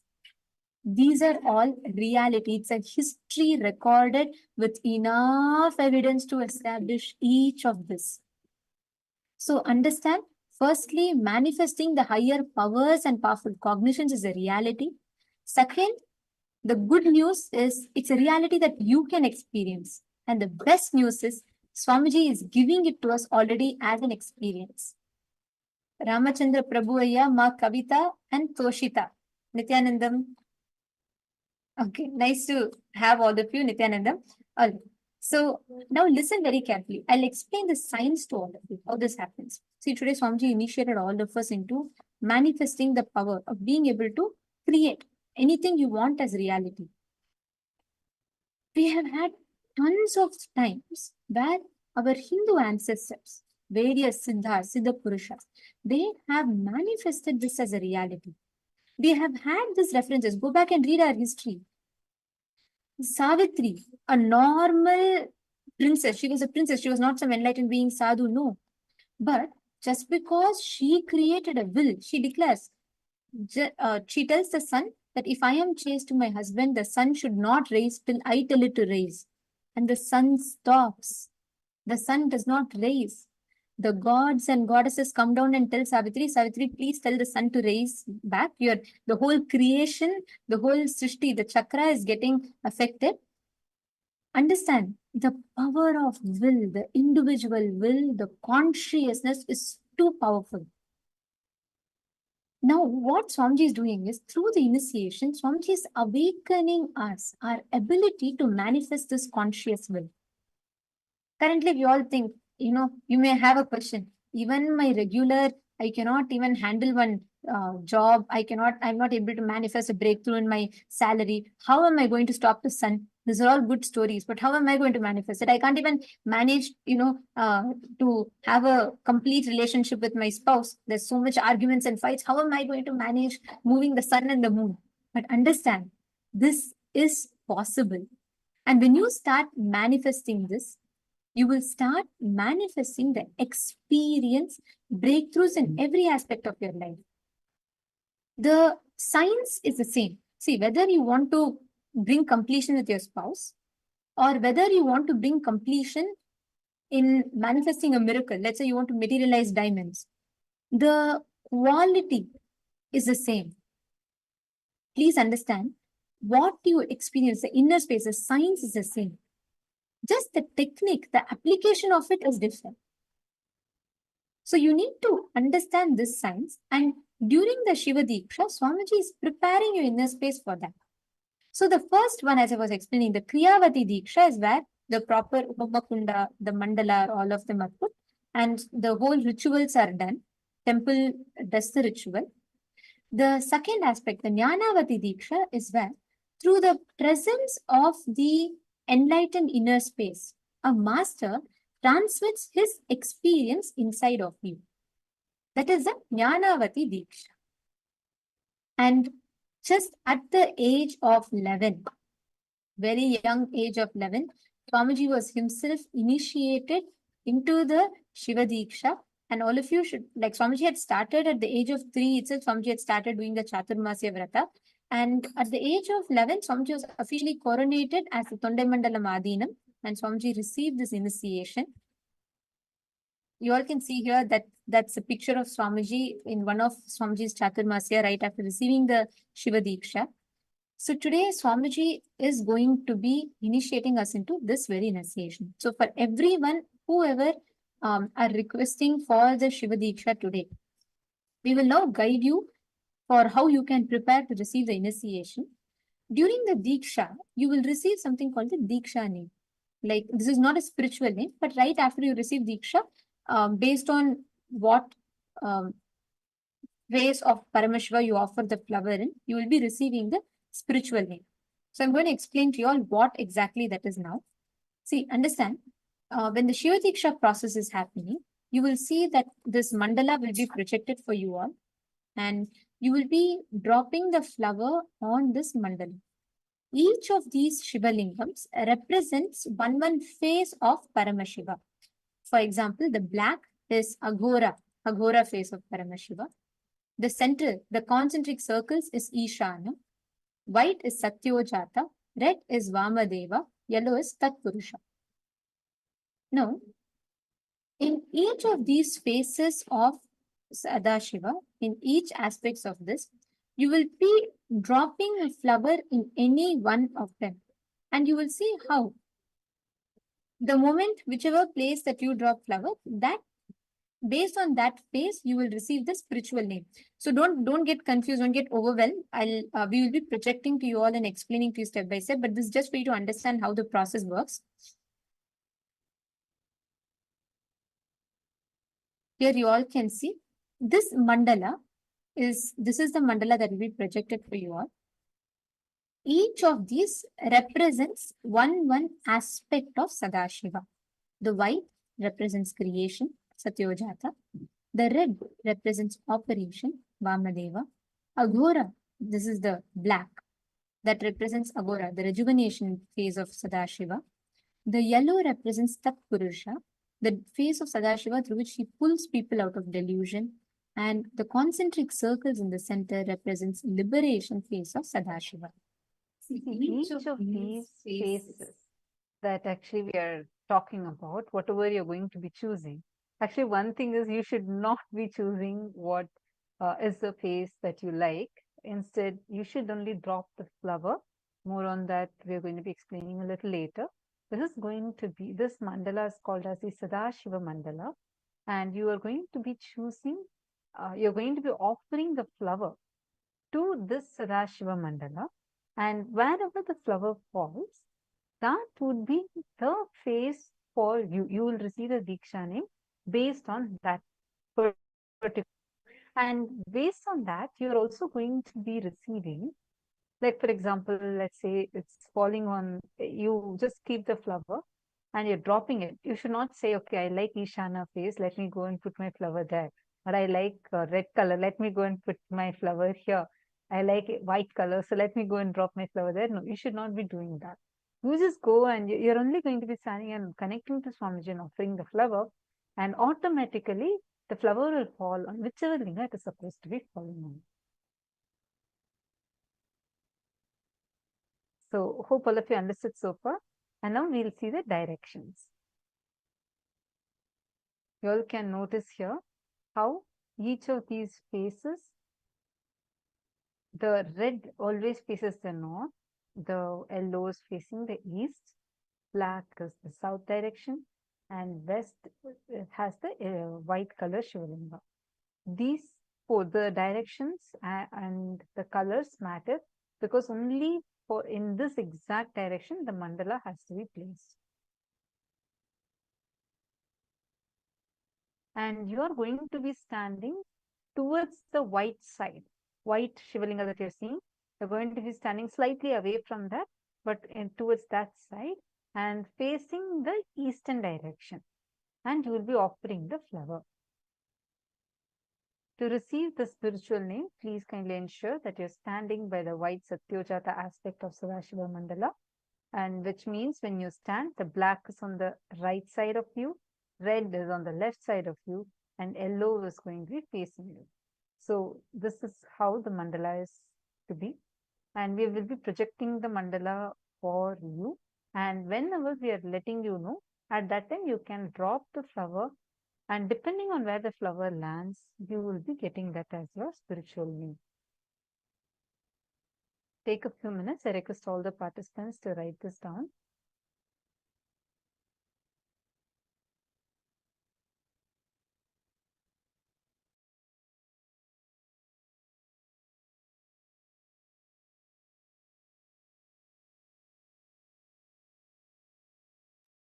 Now, each of these names that you're seeing, these names are called as the Diksha names. So, for example, when you get, I request all of you to first note this down, then I'll explain this in detail. These are going to be the, like literally almost like a suffix added to your name. Once you get the Diksha name, just write down which color Shivalinga gets what name.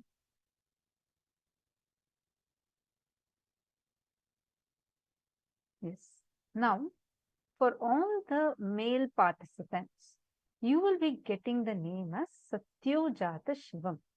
For all the female participants, you will be getting the name as Shiva Shakti, whichever linga you are choosing, that along with the suffix Shiva Shakti. So, anyone that is, let's say that you are offering the flower and the flower is now falling on the white color Shivalinga. If you are a male, your current name along with the suffix added to it, like for example, I see here Karim Shabazz. Now we are going to be offering the flower and let's say it dropped on the white color Shivalinga. Then your name will become Karim Shabazz Satyojata Shivam. Satyojata is the white color face. Shivam, because you're a male. Now the same thing, let us say that for someone else, a female, if it is dropping on the Shivalinga, the white color Shivalinga, and you're a female, let's say it's Ma Vitusha. So your name will become Ma Vitusha Satyojata Shiva Shakti. Just giving you an example. Are you all understanding this? So just note this down, because these names is exactly how the Diksha name is going to be given to you. So it's based on these colors. So make sure you're noting down these colors and what is it that it is standing for. Take a few minutes. I will actually give you all a few minutes. All of you will be able to note this down.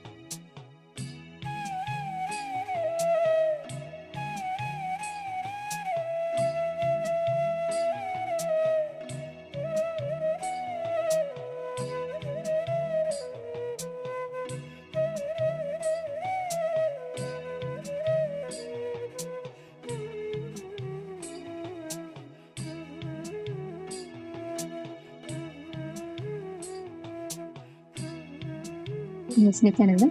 Hope all of you have finished writing. Now, with this name chart, today when you offer the flowers to the Shivalinga, please make sure you track your name and you will be getting the spiritual name for based on the face of Sadashiva where you drop the flower. Now, in the next aspect, understand there are few important do's and don'ts as soon as you receive Shiva Diksha. The first one is do not abuse Sadashiva. Do not abuse the words of Paramashiva. Third one is do not abuse the Guru who's giving you the Diksha. Do not abuse any other sadhakas, means the people who have already received the Diksha. You should not abuse them. And you should never cross the shadow of a Shivalinga. Many times if you go to temple and all, you may see shadow of Lingam. You should never cross the shadow of Shivalinga, or you should never eat the food that is kept aside for Chandikeshwara. Many times when the food is offered, Chandikeshwara is you will see a separate Sannidhi. In every Shiva temple, there's a deity of Chandikeshwara.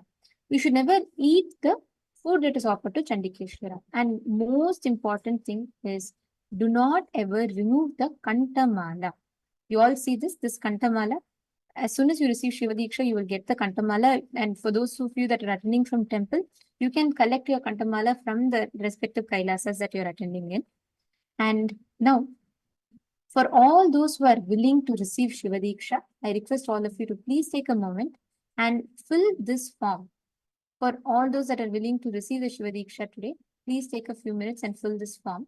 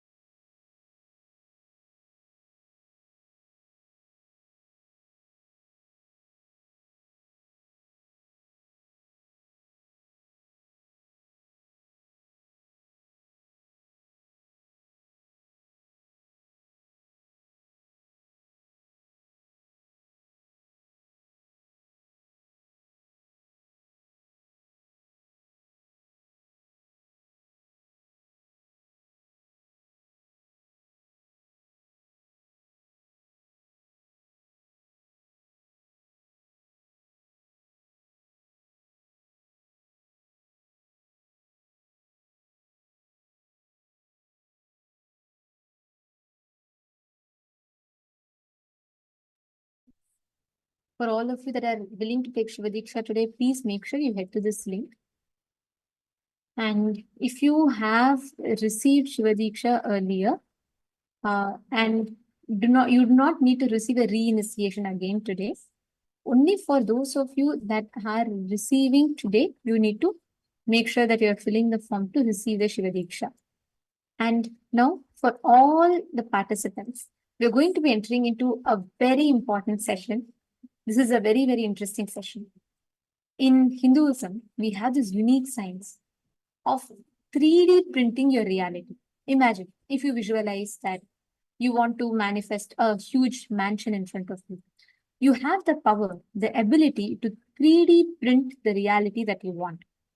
We are now going to be understanding about this possibility, conscious manifestation, creating life as you want using consciousness. How exactly do we do that? That is what we're going to be learning now. Let us listen to Swamiji's revelations on conscious manifestation.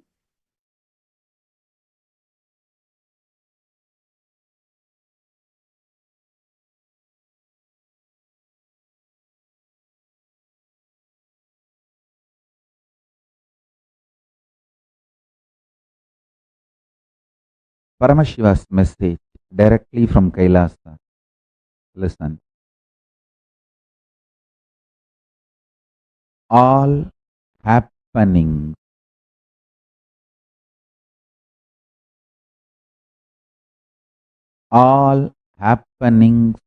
of the universe from the viewpoint of the matter if you see, you will perceive it as evolution from the perspective of consciousness. If you see, you will see them as manifestations. For example, if you see the human being is a happening of this universe. If you see human being from the angle of matter, body, you will see from one cell amoeba to fish, the evolution of the body to human body. So if you see from the angle of the matter body, you will see evolution. If you see from the perspective of consciousness, you will see it is manifestation. The happening of human being is a manifestation. Listen intensely.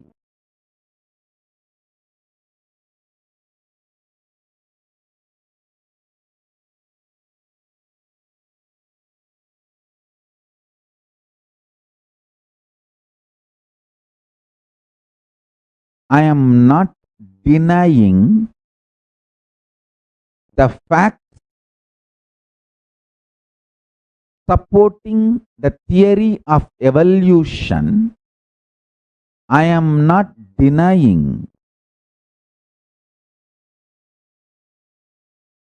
the amount of researches,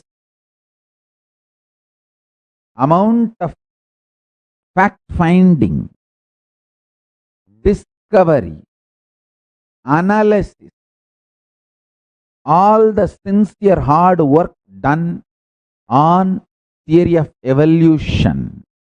I am not denying it. I am only saying there is something more to understand if we want to decode the greatest happening of the planet Earth, human being. I should say, greatest happening of the cosmos itself is a human being, because even if gods, goddesses wants to achieve enlightenment eternally, once for all, if they want Kailasa Padavi, Moksha, Sayujya Mukti with Paramashiva, Videha Mukti, Paramamoksha, Parandama, Parabrahma, Parabrahma, Parandama, Paramashiva, Parashakti, Parameshwara, all these words I use to note, to reveal, to mention towards the same ultimate. I tell you why I insist that you are something unique. I can tell you now. Listen.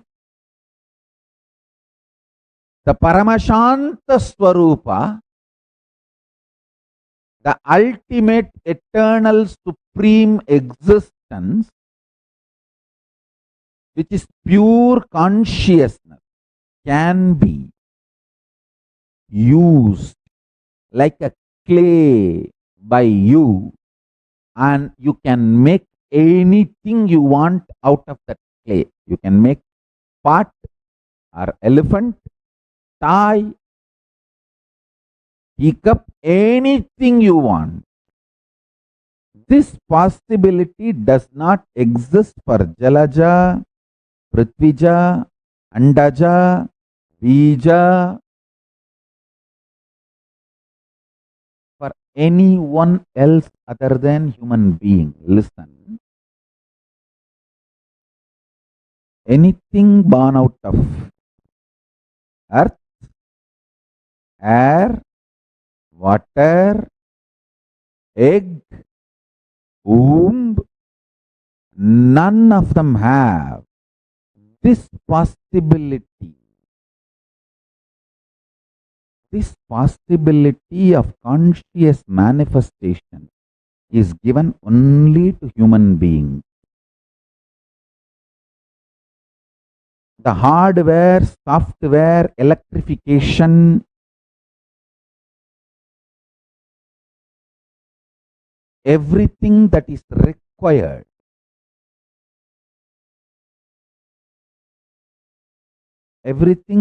required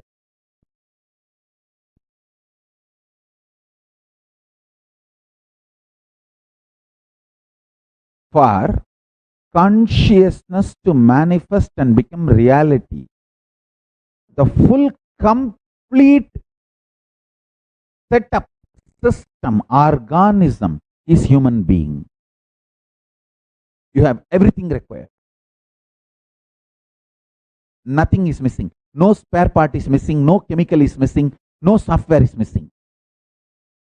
And no other being, no other alien is given this complete organism. See, they all have their own uniqueness. I am not disrespecting them. I bow down to Munis, Rishis, Siddhas, Ganas. I bow down to all of them.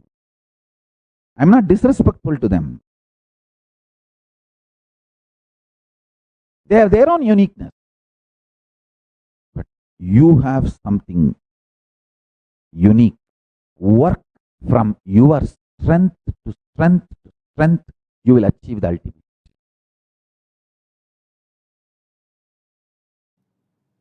Important missing component in the modern day understanding about the law of evolution is consciousness. Humanity needs to turn its attention towards consciousness, existence of consciousness, possibilities of consciousness, powers of consciousness. Our consciousness and its capabilities, the method to manifest our consciousness for our next level of evolution. The missing link is consciousness. All different theories of evolution, Western or Eastern, everything has its own truths. But something is seriously missing in the modern day understanding about evolution and law of evolution. Missing law of evolution is conscious possibilities, consciousness, powers. Understand?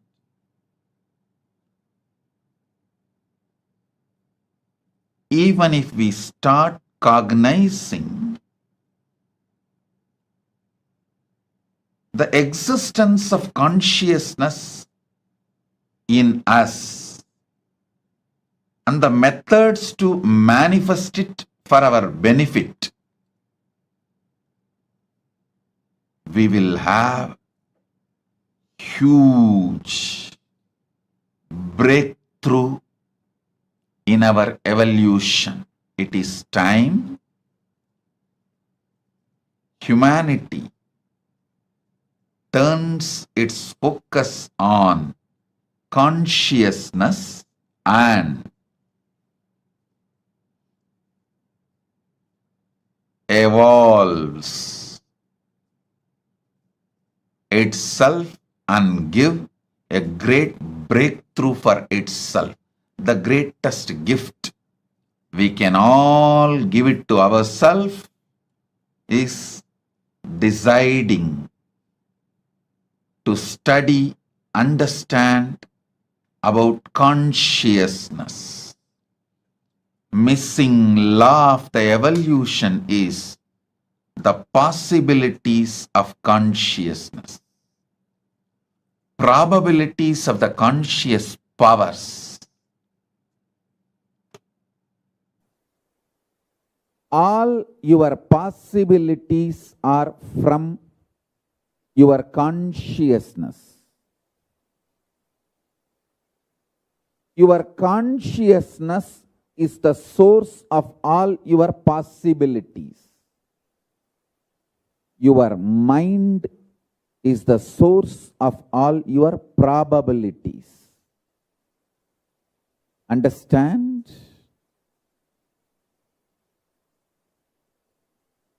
All your possibilities are from your consciousness.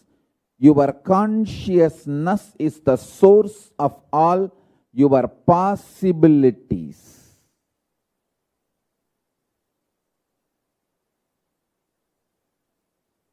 Your mind is the source of all your probabilities.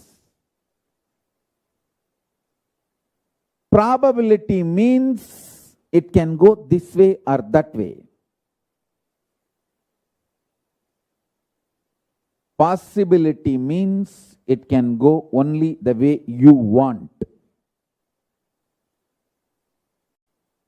Understand? This is the secret behind all the secrets.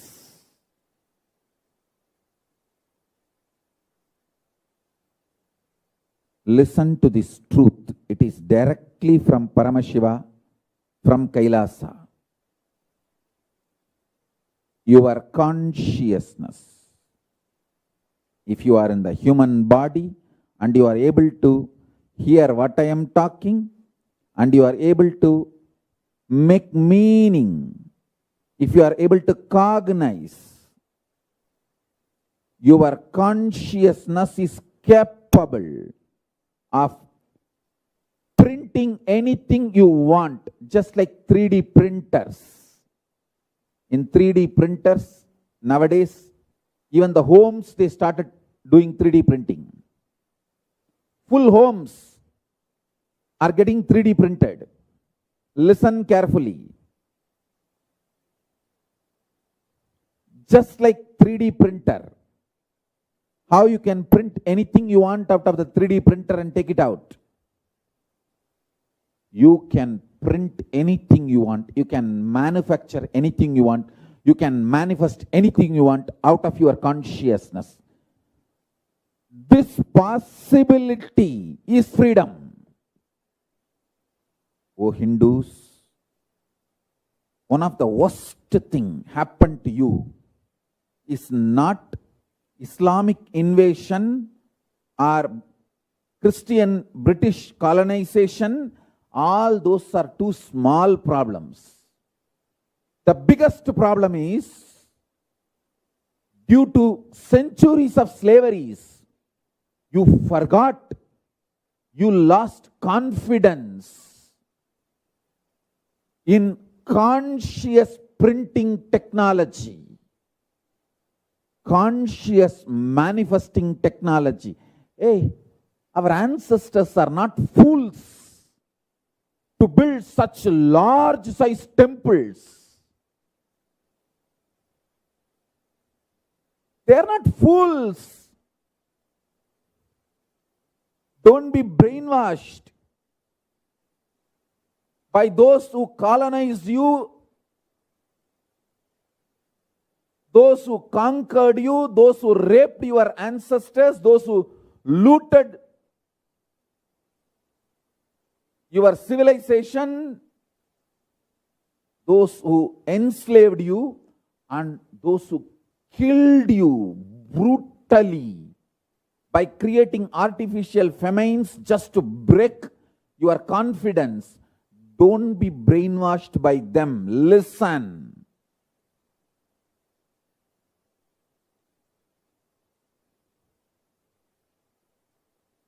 at least last 3 centuries, extreme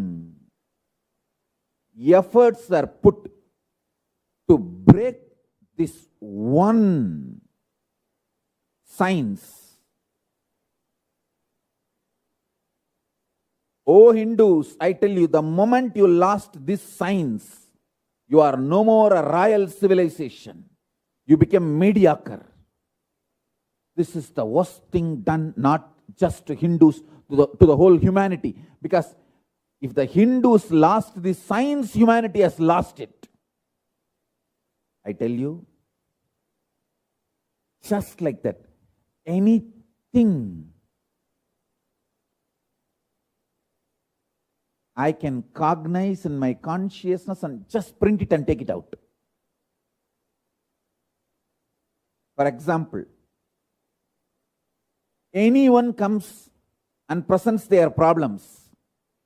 All I do is consciously, I see Paramashiva and I decide, let this Paramashiva manifest there also, and print that, take it out.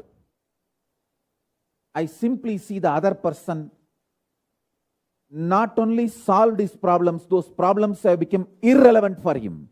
He has gone to the level of the highest consciousness. His problems have become irrelevant. Listen carefully.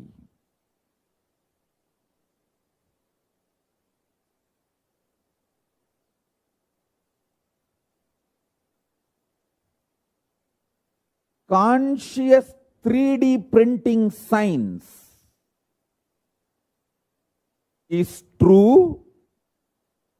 Our temples are created to teach you this science. Last 300 years, continuously by brutally attacking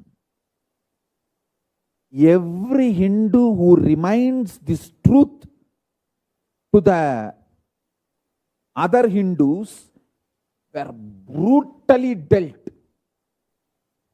massacred, destroyed. The science was destroyed with such large amount of brutality and energy. Hindus lost faith, or lost even cognizing the possibility of conscious 3D printing science. Listen carefully. All possibilities can be just like that, printed out of your consciousness and taken out.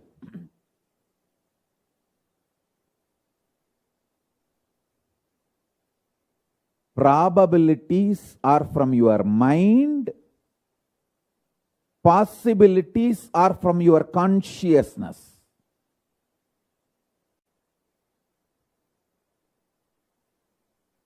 Anything you can imagine or visualize, if you are able to just print, like 3D printing out of your consciousness and pull it out,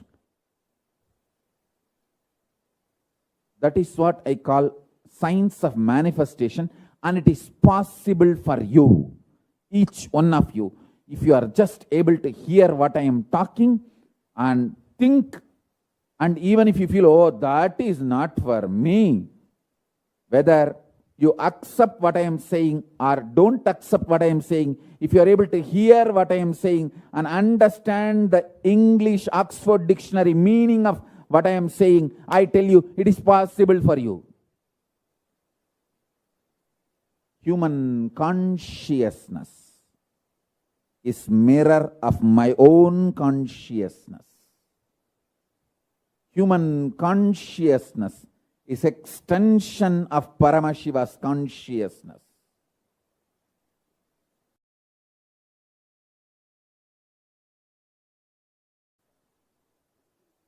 There are multiple reasons why you strongly deny your capacity to consciously 3D print. your life and reality and manifest. First of all, you feel, oh, then why did I manifest this kind of reality? Why did I consciously 3D print this kind of life I am having in front of me? And now I have to take the responsibility and redo the whole 3D printing. Listen carefully. Any one day you have to get mature. Maturity is mandatory in life. The good news I have for you is it is too easy. It is not difficult. All you need to do is get out of the impact of the gaslighting done on you by the unconscious.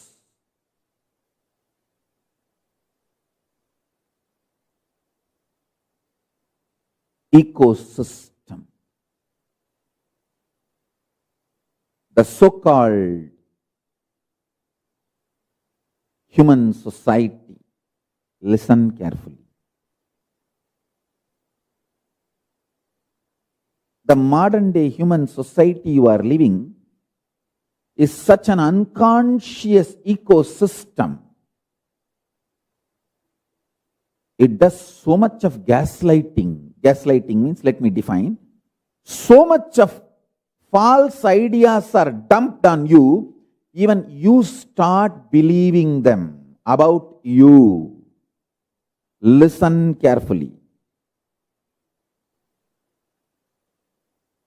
You need to be enlightened, not gaslighted.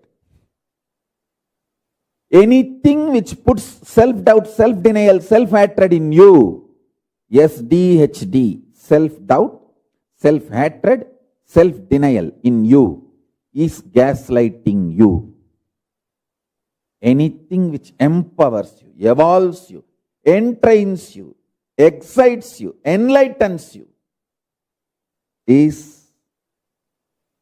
Paramashivoham. Understand? Consciousness is the base material on which you experience your I-ness, your I, your existence, what you perceive as you. You experience on the foundation of consciousness.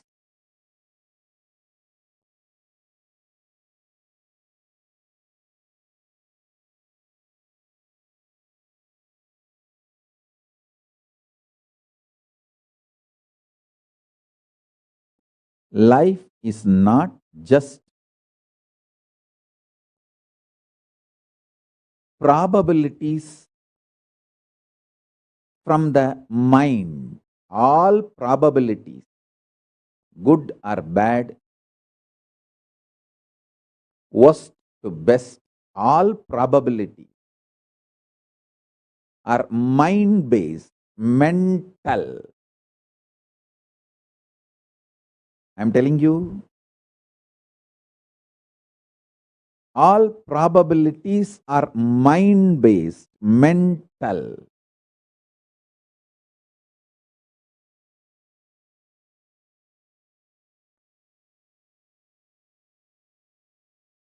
People who live and end up with this mind-based probabilities live as mediocre, middle class and die.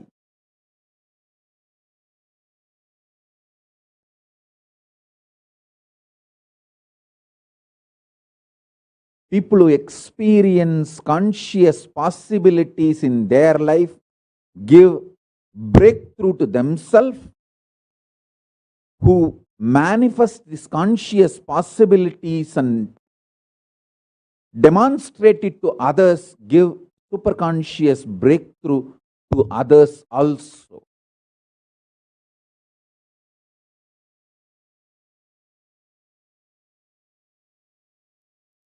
Unfortunately, You do not want to respect your problems as simple dust, because 90% of what you consider as your being on huge wars of life, too big, whatever you have been taught as too big, as core of your being, is mere dust. If you accept your problems, powerlessness is mere dust. You need to literally drop your being, and you don't know which one to hang on, hold on. That is why you kept your old being alive and suffered a lot. Now I am telling you, I am Paramashiva, fully available to all of you. Absolutely available to all of you. Me, Paramashiva, here. Fully available to all of you. Decide to drop your powerlessness, fear, greed, non-integrity, a low way of existing. Drop all of it. I am available now here. Understand? When you hold me, allow me to manifest through you all your lower level, all your powerlessness, fear, greed, non-integrity, everything will become irrelevant. That is why I decided I want to make myself available to all of you.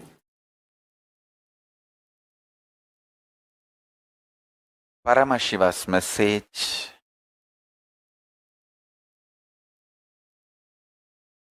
from Sri Kailasa directly.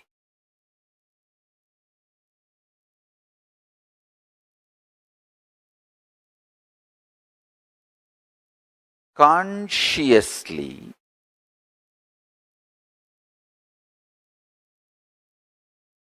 manifest the future by planting your conscious sankalpa, decision, your conscious will, by renouncing the SDHD, self-doubt, self-hatred, self-denial. You will manifest your future as you want. Now, let me expand. Listen carefully.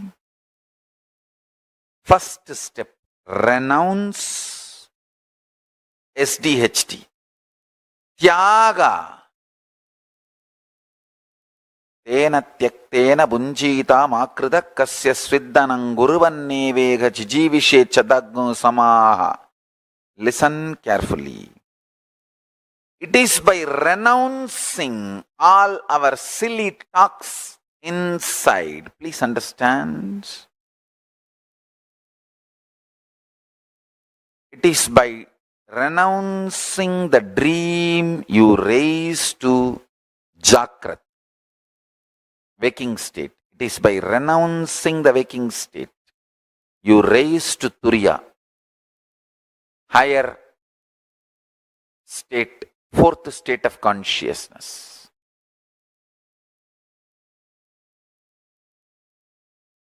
This whole delusion of self-doubt,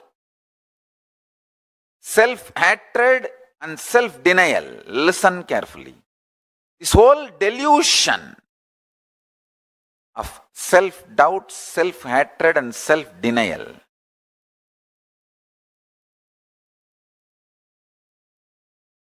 by renouncing this, You will be able to look into your future. Understand? Whenever you even think of planning your future, you will see so much of pain about many times you planned but failed. Understand? All your plans are stitching of just unconscious vague thoughts. Never a conscious plan. I will teach you the conscious future manifestation now.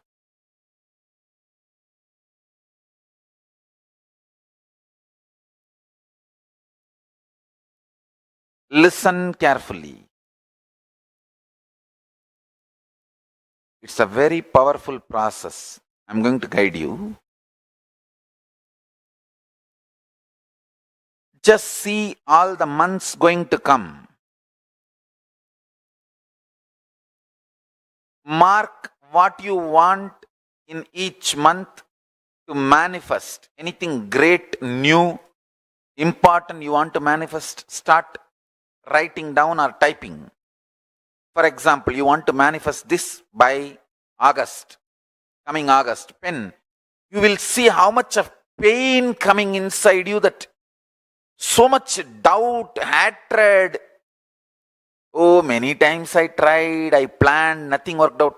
But never ever you planned consciously. It was always beaten by unconscious self-doubt, self-denial, self-hatred. Understand? Now, listen carefully.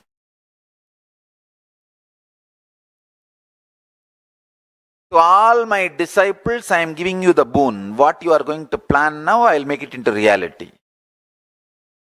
So my powers are more powerful than your self-doubt, self-denial, self-hatred. Drop your self-doubt, self-denial, self-hatred. Drop your pain. So sometimes even after Swamiji blessing, I did not manifest it. Stop. Drop all that unconscious vague thinking.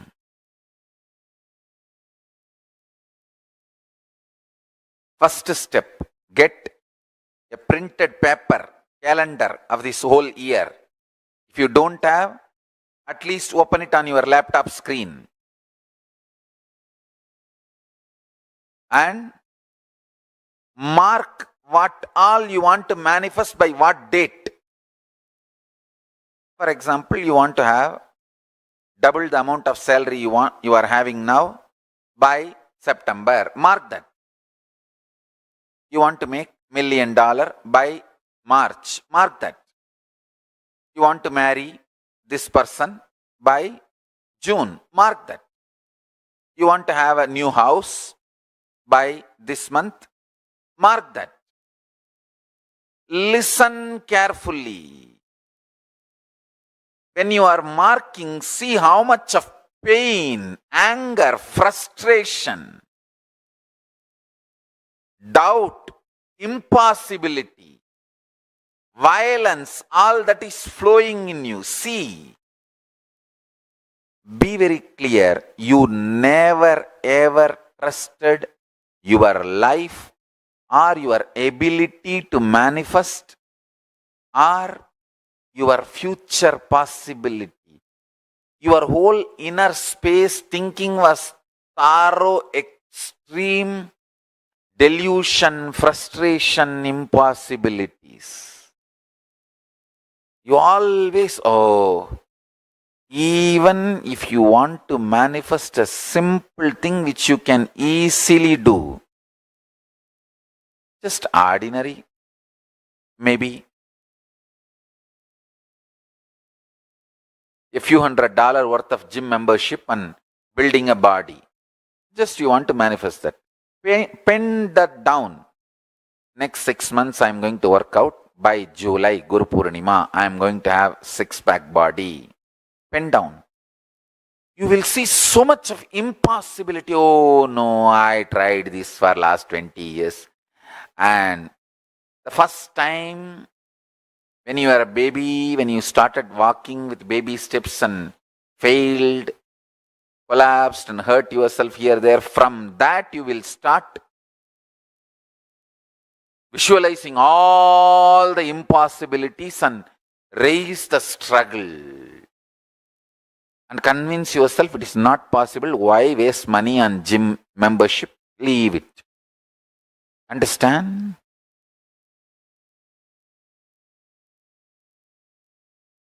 Death happens when you stop breathing.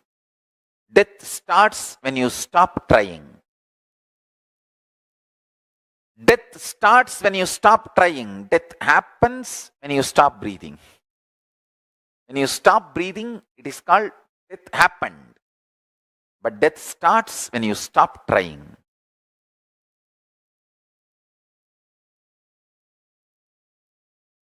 Pick up the calendar. I'll give you a few minutes. If you need, print paper, the 12 sheet. It's only 12 sheet. You can print it. Because today what I received from Paramashiva is extraordinarily powerful truth. He said beautifully, people don't manifest their future because they have so much of anger about their past failure, frustration with life, cursing the life because of their imagined impossibility. When you sit and pen down this 12-month calendar, you will see all that flaring up in you. Understand one thing. Stop reacting when you are agitated. Stop flaring up when you are feeling impossible. Stop responding to yourself when you are frustrated, angry. I tell you, highest renunciation, greatest tyaga is renouncing your self-hatred.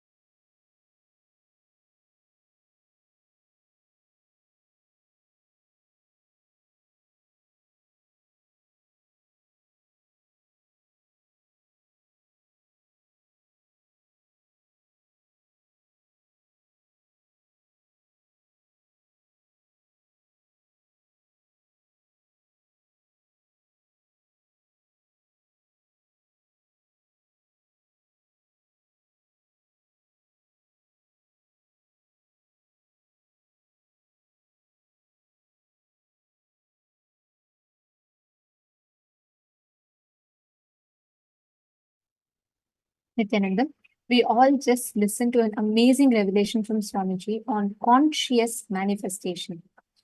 How does this conscious manifestation happen?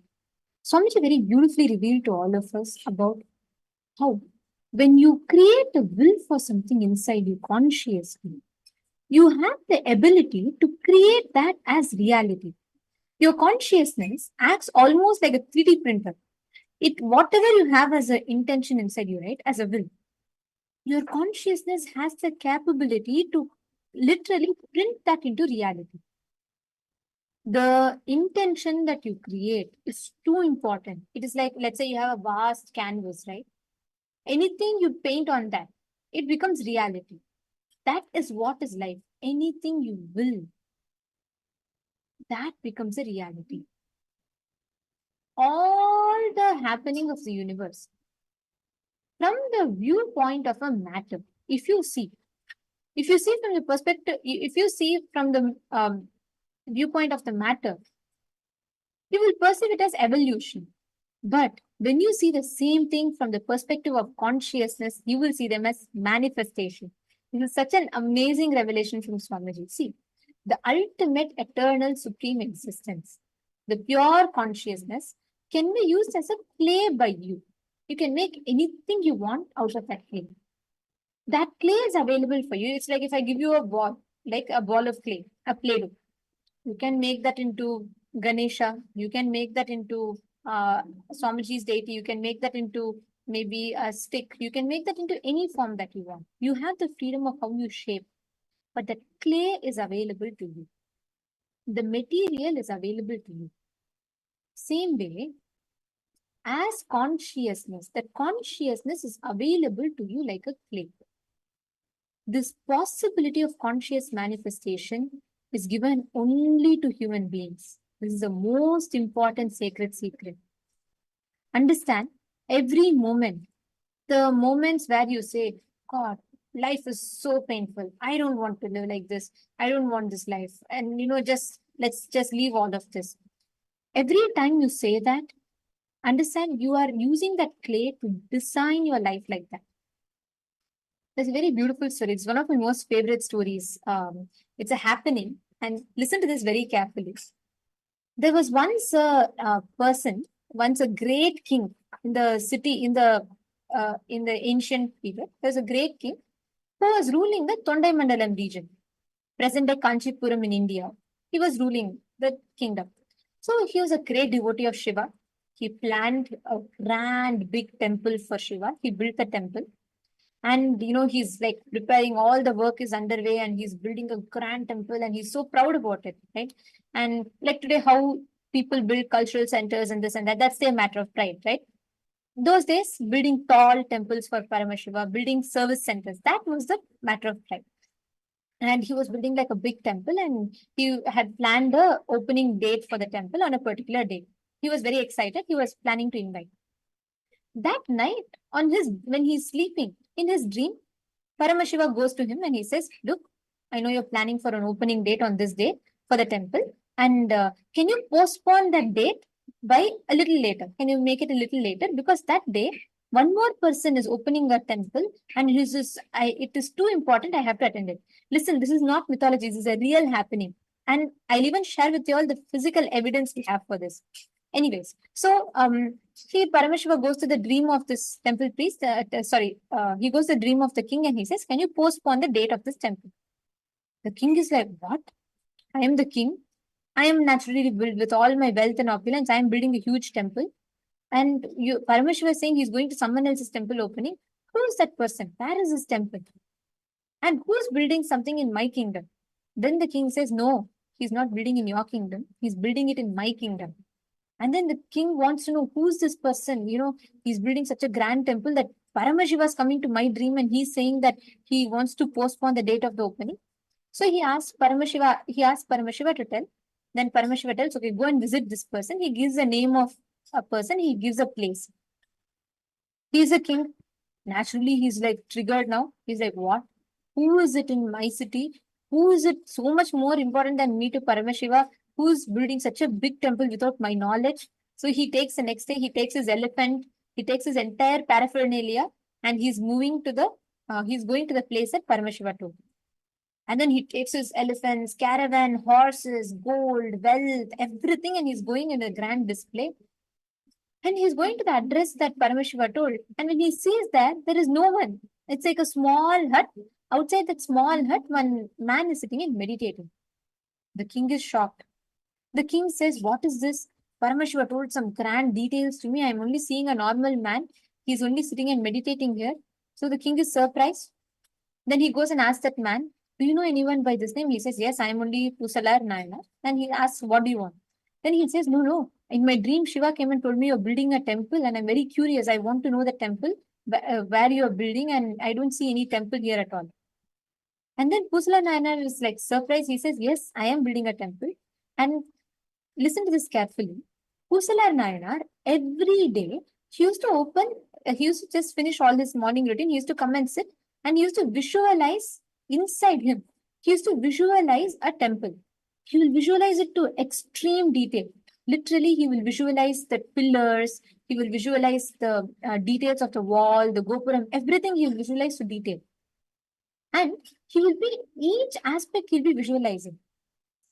So this person tells the king, "Look, I've been visualizing the temple inside me." The king is like, he's surprised. That moment, Paramashiva appears. He, whatever Pusala Nayanar had visualized, he just pulls it out and prints it into reality. To this day, this temple that was pulled out of Pusala Nayanar's inner space and 3D printed as reality stands as the Kailasanada temple in Kanchipuram.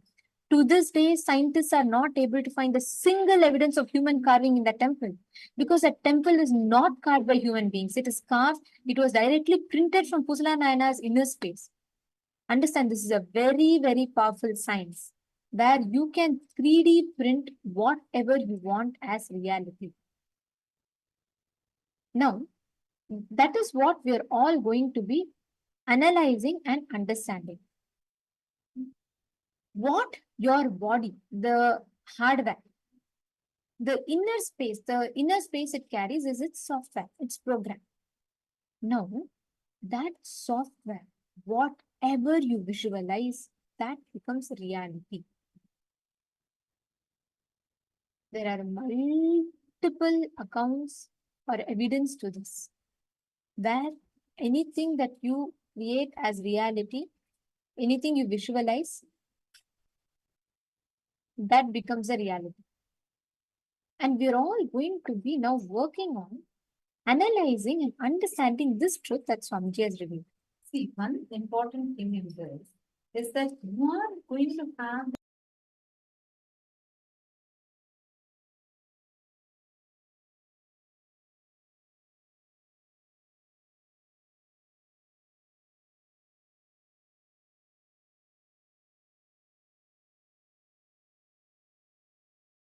and be able to visualize anything you want to do, and you'll be able to give that as a reality outside.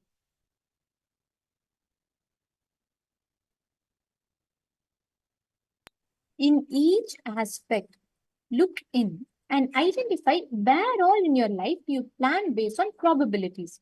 You say, okay, if I invest in the stock market, if I do this, I may get this. There's a probability for you, right? Based on that logic, you plan. Pen down 5 areas of your life. Identify 5 areas of your life where you plan based on the probabilities that you get.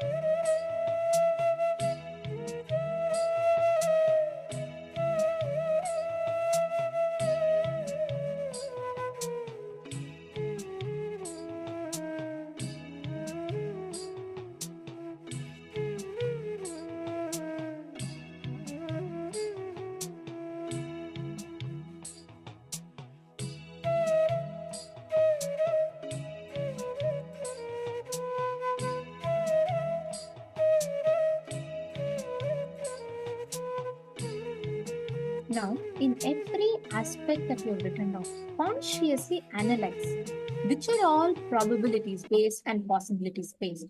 And from now, consciously decide to operate it as possibilities based.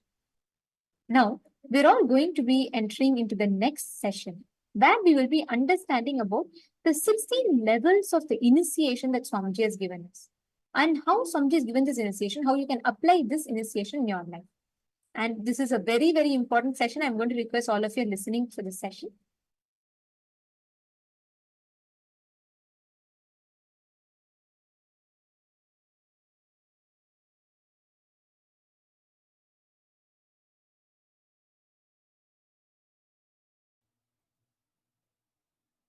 I welcome you all with my love and blessing. The first powerful cognition, the truth, I want to give you all. Now, through the initiation, I'm going to give you all. I awaken the Paramashiva in you, make you all manifest the ultimate life, Paramashiva. As Paramashiva has blessed me, he himself has manifested in me. I'll make him manifest in you all now because he has authorized me to manifest him in all of you. Listen. Listen intensely. I'll give you some of the most guarded secrets of the spiritual world. In the spiritual world, there may be some gurus who experienced ultimate within them, but they will not know how to teach. There are some, even if they know to teach, they do not know how to transmit the experience.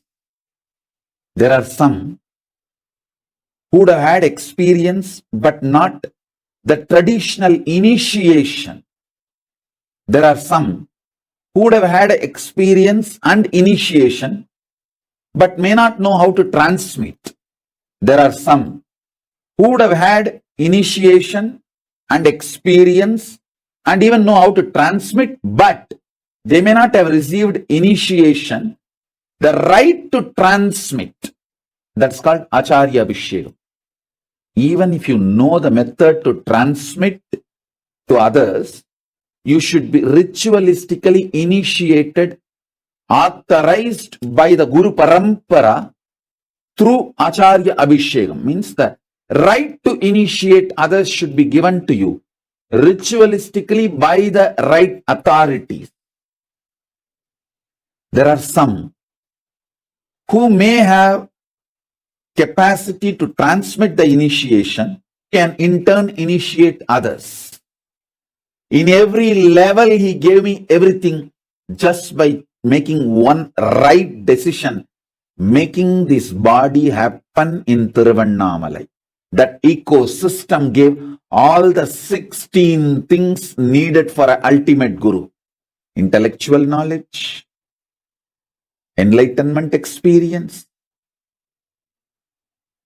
right to transmit the intellectual knowledge, right to transmit the experience, proper initiation into intellectual knowledge, proper initiation into enlightenment experience, proper initiation to initiate others into intellectual knowledge, proper initiation into initiate others into enlightenment, proper initiation to initiate my disciples to authorize them to initiate others into intellectual knowledge, proper capability to initiate my disciples to teach others the intellectual knowledge, rightful initiation to authorize my disciples to empower others with enlightenment experience, proper initiation to initiate my disciples to empower others with enlightenment experience, initiating my disciples into enlightenment and initiating them to transmit enlightenment in every level, totally 16 level. All 16 he showered on me. All 16 he blessed me. So with his grace, compassion, and the authority,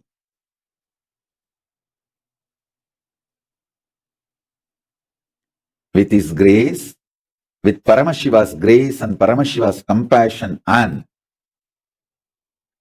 the authority Paramashiva showered on me directly and through the unbroken Guru Parampura, chain of Guru Parampura, I initiate all of you into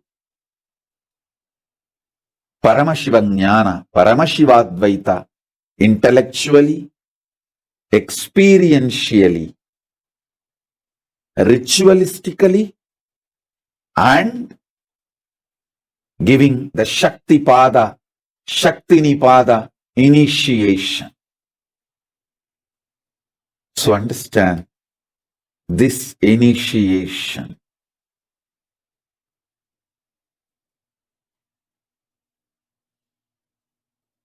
connects you with Paramashiva directly through a proper, unbroken, avichinna, unbroken, authentic Guru Parampura. Avichinna Guru Parampura, which is a fundamental requirement along with enlightenment experience. Please understand, just because of enlightenment experience, somebody is not authorized to initiate. Avichinna Guru Parampura Diksha is required. So this introduction I gave now, listen again and again, then you will understand. I am not disrespecting any enlightened beings, but just enlightenment does not give the right to initiate others. Just enlightenment means they found a boat to cross the ocean of samsara, ocean of delusion, that's all. But they do not have the capacity to take others. But they will not know to produce the disciples who can transmit the initiation to others. There are some who knows to produce disciples, but they will not have the authority to initiate the disciples as acharya. In multiple level, there may be some who are intellectually able, have initiation, but not experience. There may be some who are intellectually able to transmit the knowledge, but don't have the right to initiate others from the right proper authority, Guru Parampura. Understand all these nuances. By the great compassion and grace of Paramashiva, he showered all the right and best ultimate things on me.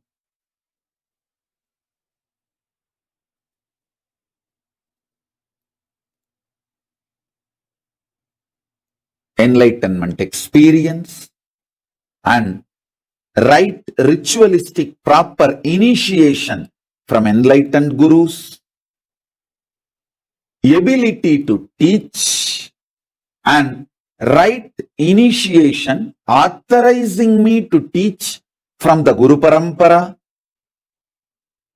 unbroken Guru Parampura from himself, from Paramashiva himself, and ability to transmit the experience and right authorization and right initiation authorizing me to transmit the initiation to others from the unbroken chain of Guru Parampura, unbroken succession of Guru Parampura, and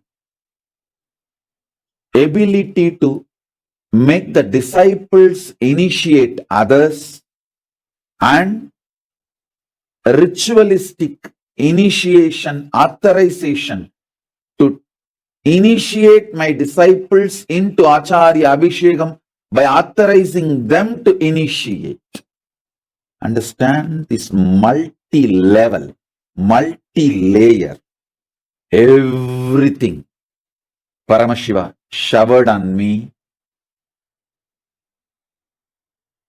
by choosing the right place, Tiruvannamalai.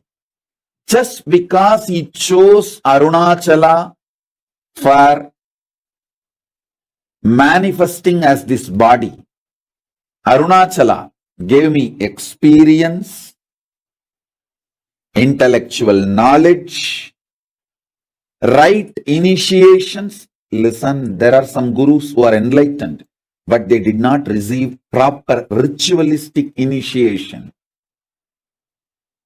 So their enlightenment is useful for them, but not for everyone.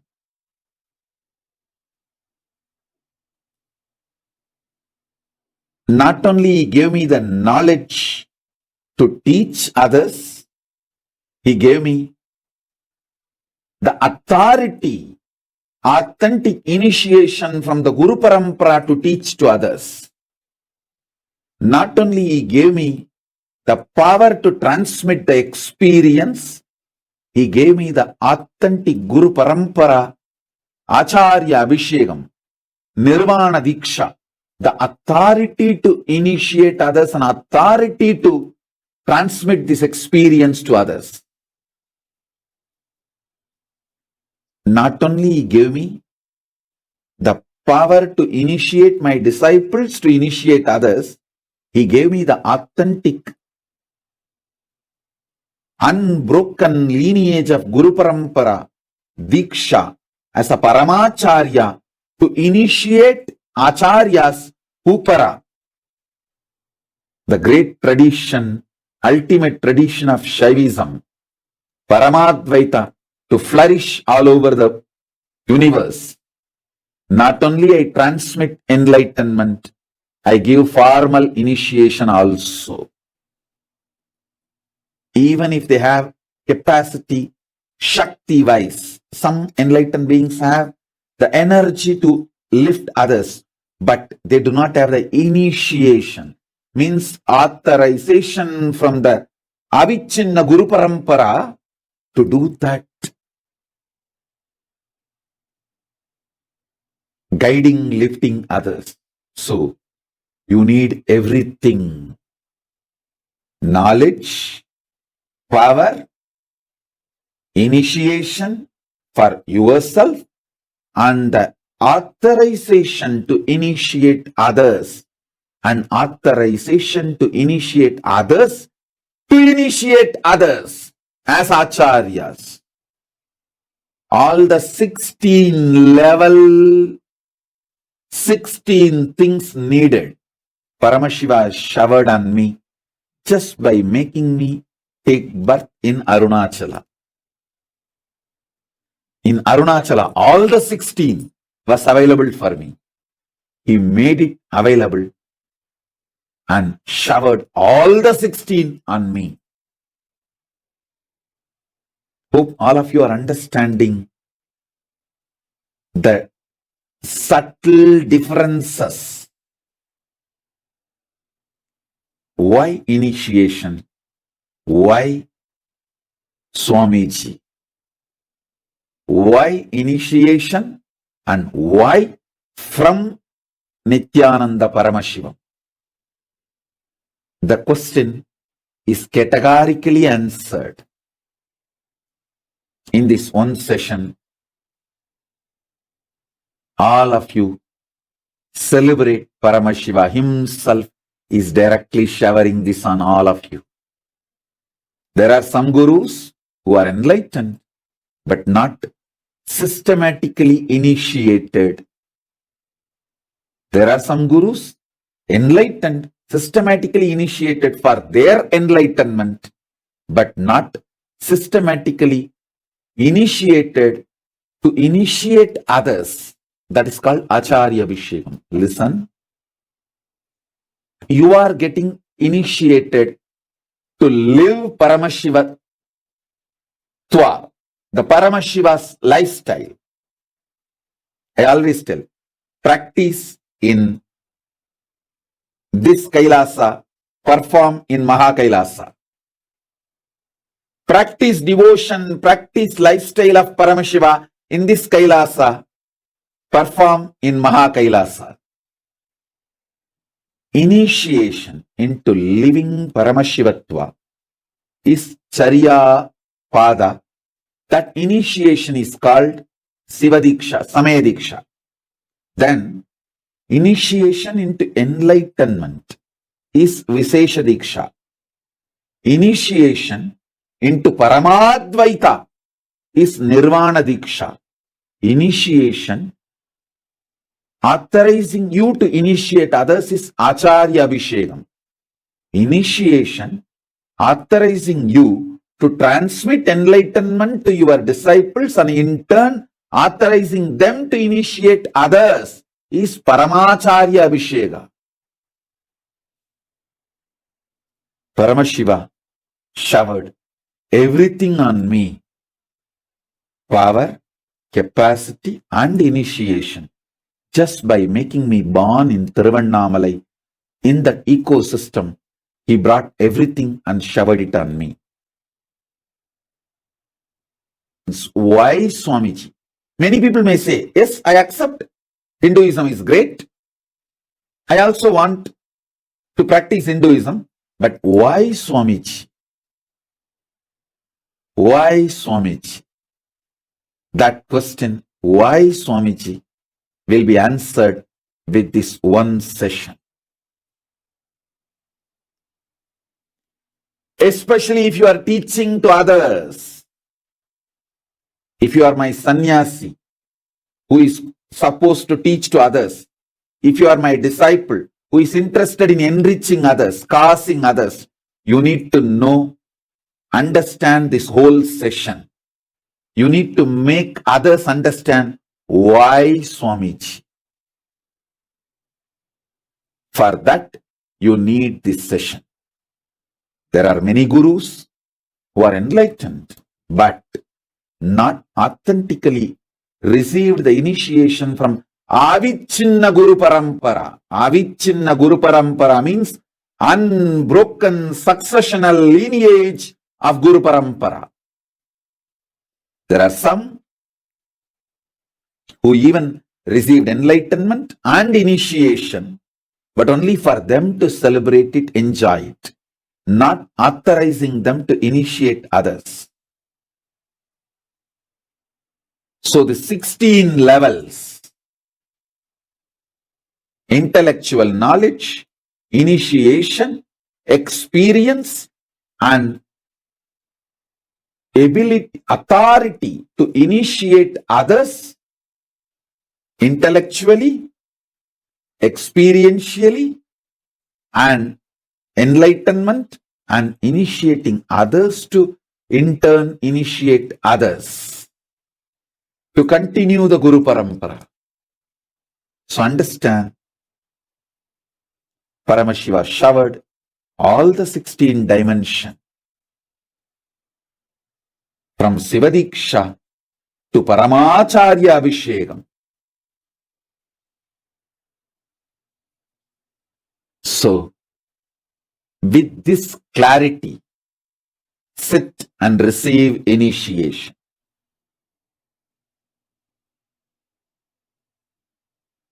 Listen.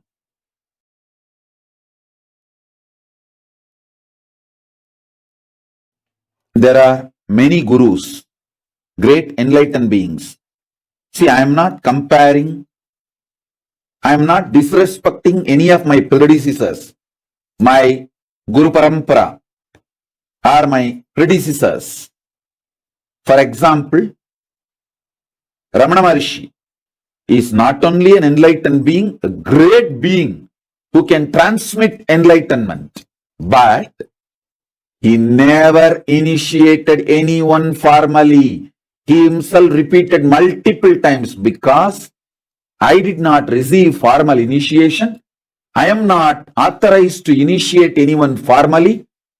His whole life, he never initiated anyone formally with an open, clear declaration. He said, I did not receive formal initiation, so I will not give formal initiation. If you read Ramana Maharishi's life and his teachings, you will read this. You can read this.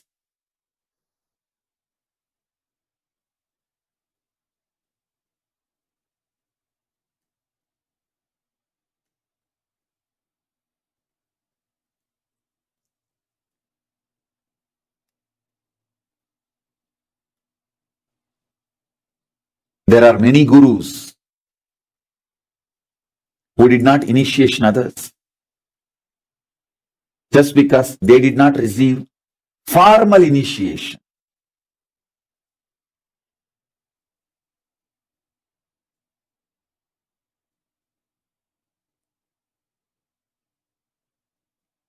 Ramana Maharshi said, when Sringeri Mutt sent acharyas to initiate Ramana Maharshi said, in Tiruvannamalai, whoever lives, they don't need initiation. So I don't need initiation. Same way, I am also not going to initiate anyone. Arunachala himself initiated Ramana Maharshi, but he did not come in human form and formally initiate. So, he never initiated anyone formally. Arunachala is Ramana Maharishi's guru. He gave enlightenment to Ramana Maharshi, but he did not assume the human form and gave the initiation ritualistically. So naturally, Ramana Maharshi also never initiated others ritualistically. I am not disrespecting Ramana Maharshi.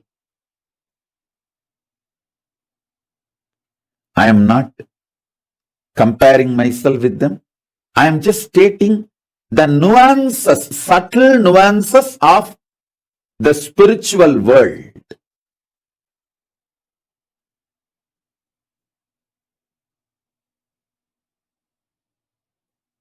A great person like Ramana Maharshi, if you go to him, he will give you experience, no doubt, but he will not give you formal initiation. I give you experience and formal initiation, both, because I want this Guru Parampura to continue, flourish. The great tradition, ultimate tradition of Shaivism, Paramadvaita, to flourish all over the universe. Not only I transmit enlightenment, I give formal initiation also. And the great Guru Parampura, if I have to tell the names, all the names I remember itself will run into hundreds. From Arunagiri Yogeshwara, Paramashivoham himself, then Guhe Namachivayar, Guru Namachivayar, Virubakshi Devar, Seshadri Swamigal, Ramana Maharshi, Isakki Swamigal, Yogi Ram Surat Kumar, Mata Vibhudanandapuri, and Gautamashram Chinna Swamigal, Gautamashram Periya Swamigal. There is a long list. The Guru Parampara. Fortunately, we have many gurus, short biography, introduction, and some of them photograph. Photo, I think we have only some, maybe 20 gurus. But the short bio intro, we have at least documented biographical introduction, we have at least 100 gurus. The great Guru Parampara, unbroken lineage of gurus, the Guru Parampara,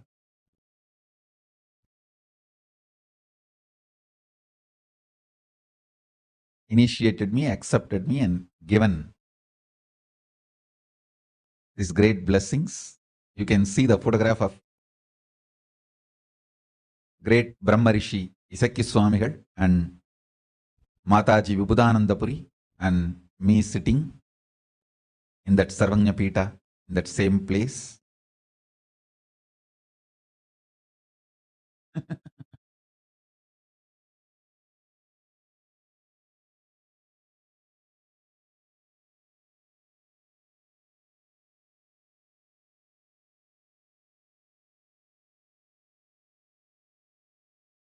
I bow down to all the Guru Parampara from Om Nityanandeshwara Paramashiva Samarambam Nityanandeshwari Parashakti Madhyamam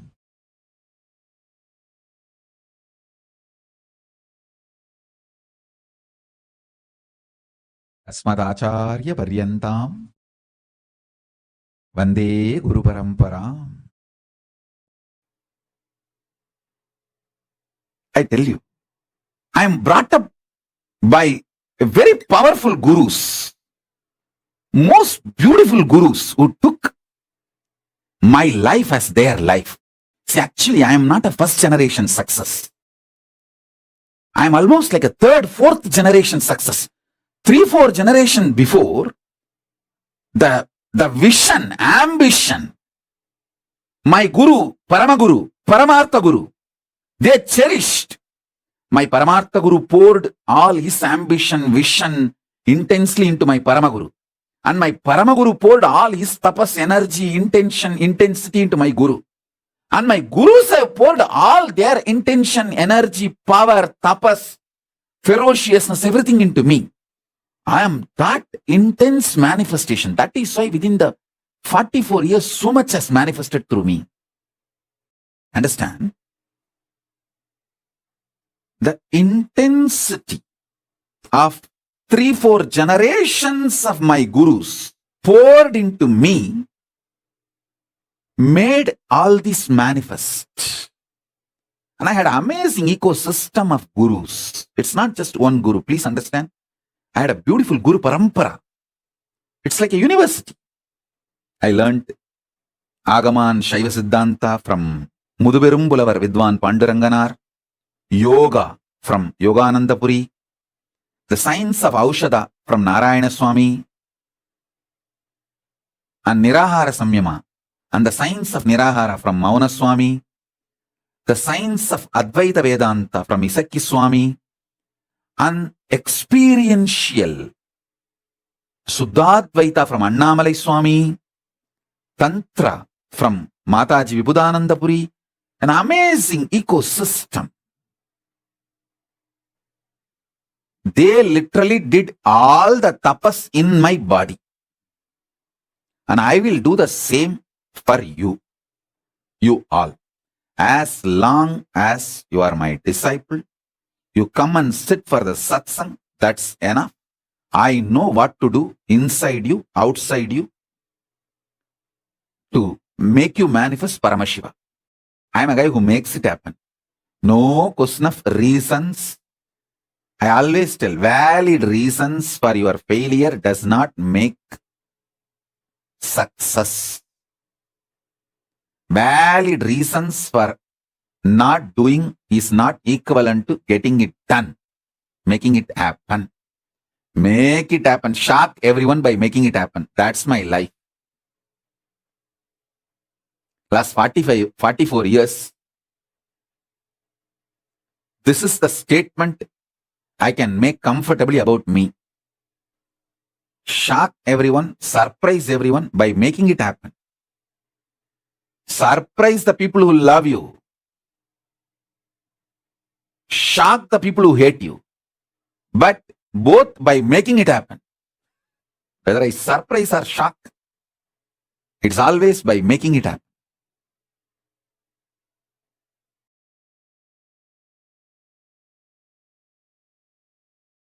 And the great Guru Parampara, if I have to tell the names, all the names I remember itself will run into hundreds. From Arunagiri Yogishwara, Paramashiva himself, then Guhe Namachivayar, Guru Namachivayar, Virubakshi Devar,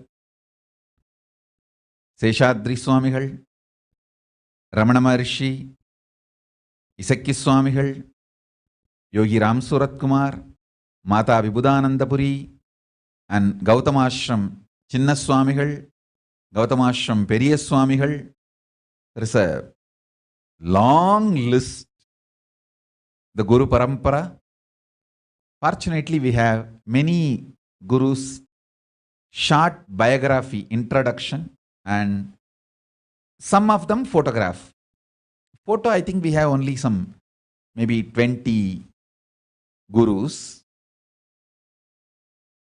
But the short bio intro, we have at least documented biographical introduction, we have at least 100 gurus.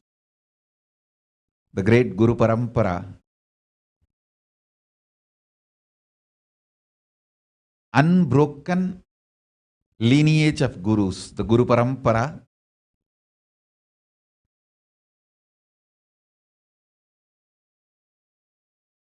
initiated me, accepted me, and given these great blessings.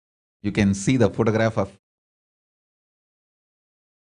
great Brahma Rishi Isakki Swamigal and Mataji Vibhudanandapuri and me sitting in that Sarvanya Pita, in that same place.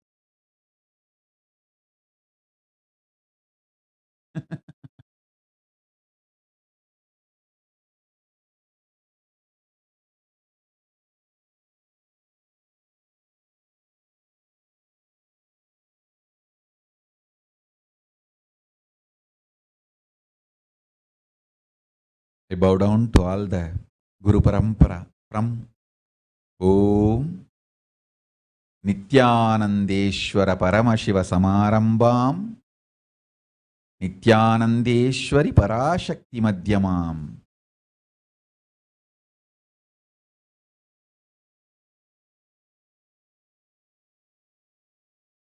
Asmadacharya Paryantam Vande Guru Paramparam.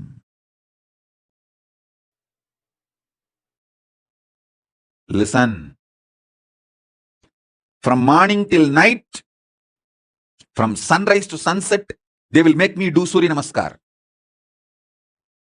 Same way, in their old age, some of them were 90, late 90s, they will walk 6-7 kilometers up the Arunachala hill to get some herbs to make aushadha for me to detox my body. They walking up and down Arunachala hill to get the herbs is 100 times more difficult than me doing Surya Namaskar from morning till night, sunrise to sunset. When I see their dedication, I never doubt their intention. When I don't doubt their intention, I just do what they say. I submit myself to their ferociousness. It was such fortunate relationship.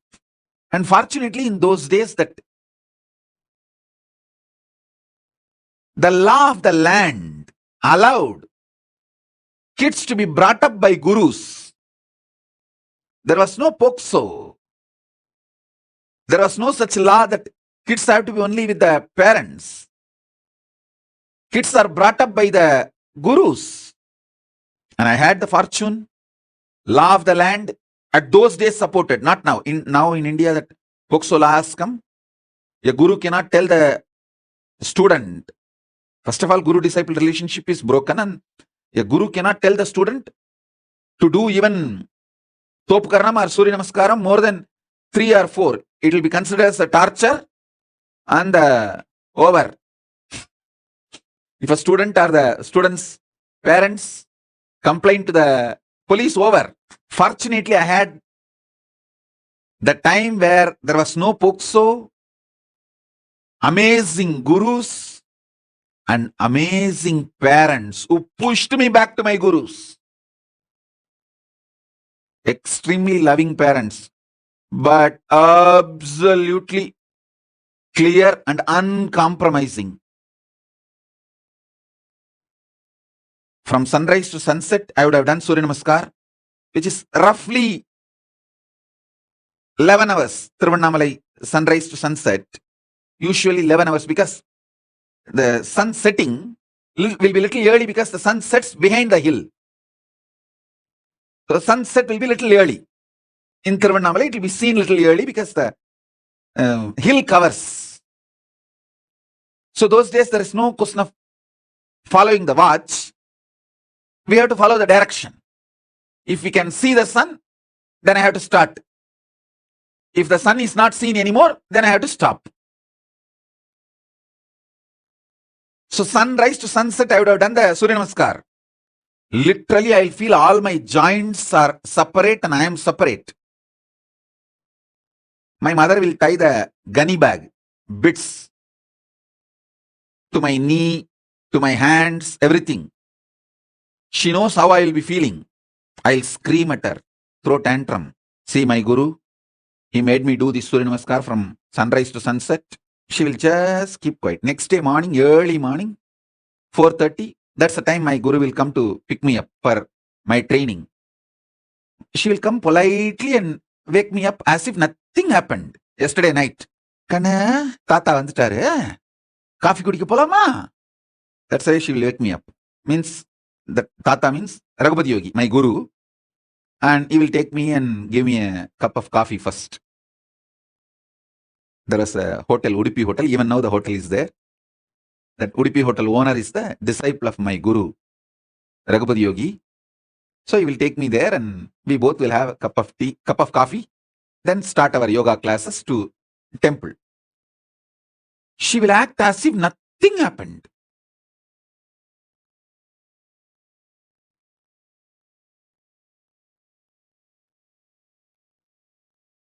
Night I would have thrown tantrums, screamed at her. 10 times I would have divorced by my gurus.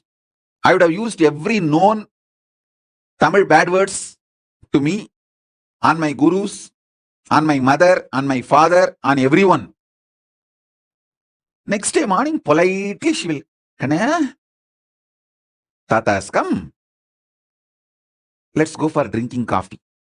She will not tell, let's go for the yoga. She will tell, wake up, let's go for the drinking coffee. As if he's going to give me coffee and make me sleep again, rest again. No.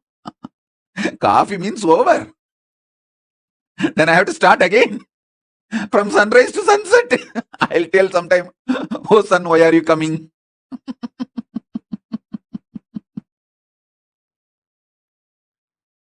But I tell you,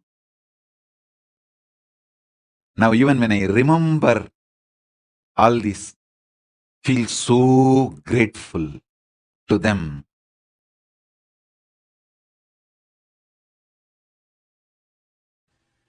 See, the greatest sacrifice a guru does is, even when you abuse him, he continues to keep quiet, waits patiently, secretly, and says, it's okay, all right, that is the way life is. And he comes back to you, knowing that you may abuse him again. That's a tyaga, sacrifice a guru does.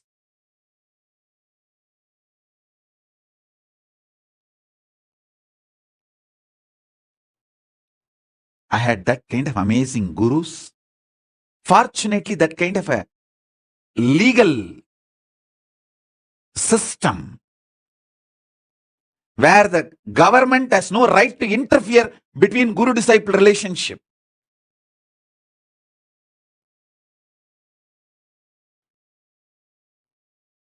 I received every knowledge.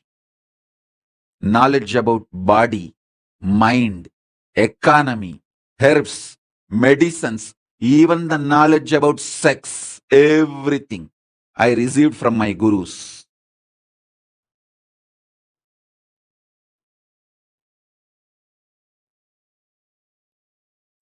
Fortunately, at those days, law, society, ecosystem, above all, my parents, all were supportive.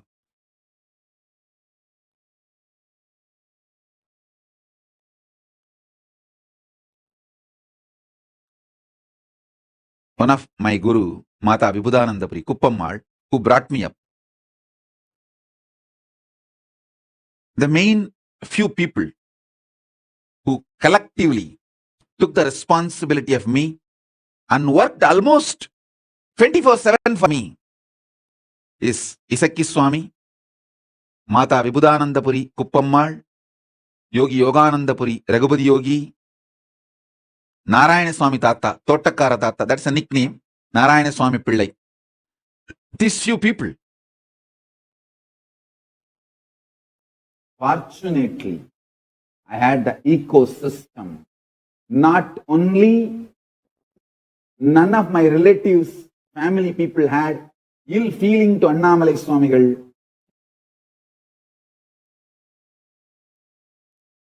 They did not even stop me going to my Guru. Then, next, the most important thing is Kuppammal, my godmother, my Guru, Guru Mata. She's not only my Guru, she's literally my grandmother. Means my father's mother's close friend. Both of them were only the very close,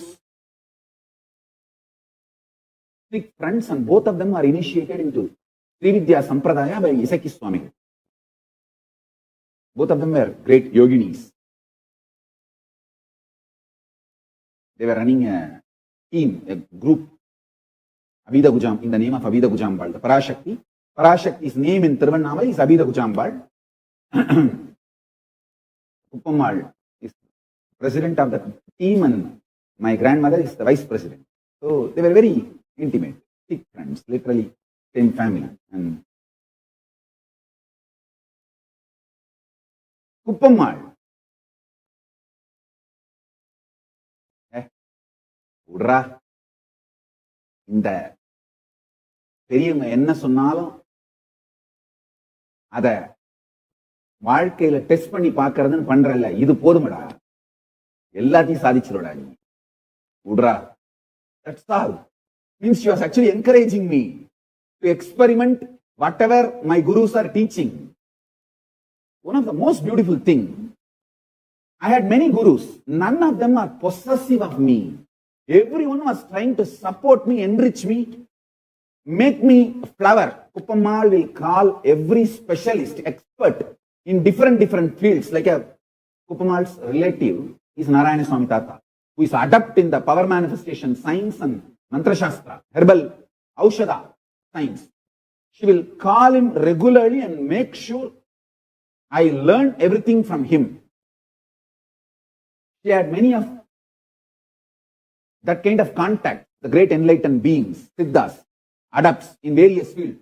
She will get all of them and make sure I receive all the knowledge and I am enriched, never possessive. She always owned me and made me successful, never possessed me or controlled me.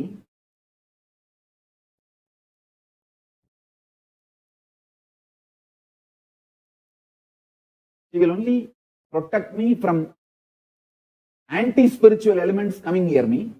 But as far as the spiritual side, she will get every best things and provide for me.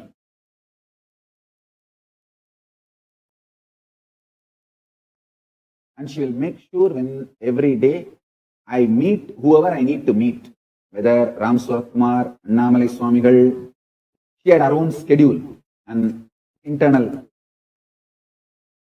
mechanism kind of a thing, support system. It was literally like a university, spiritual university. Yeah.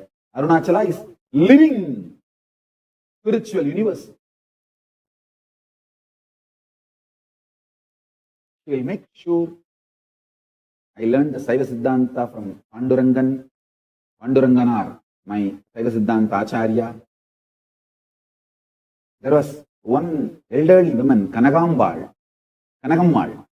She is the disciple of Ramana Maharshi. She wrote commentary on all the Ramana Maharshi's works. So Kuppammal will make sure I learn all the lessons from Kanagammal and Annamalai Swamigal. Sadhu Om. I tell you, that whole ecosystem, oh God.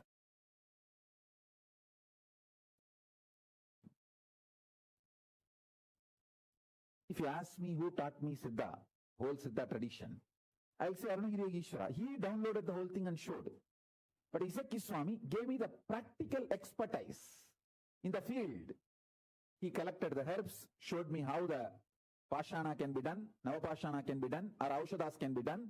The whole practical expertise was given by Isaki Swamigal, but the knowledge was showered on me by Arunagiri Yogeshwara.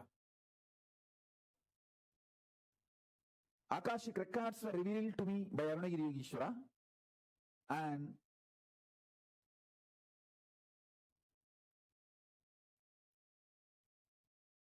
Isaki Swamigal gave me all the practical expertise. That's the first. Second, Tiruvannamalai is such a beautiful ecosystem where many of these gurus of different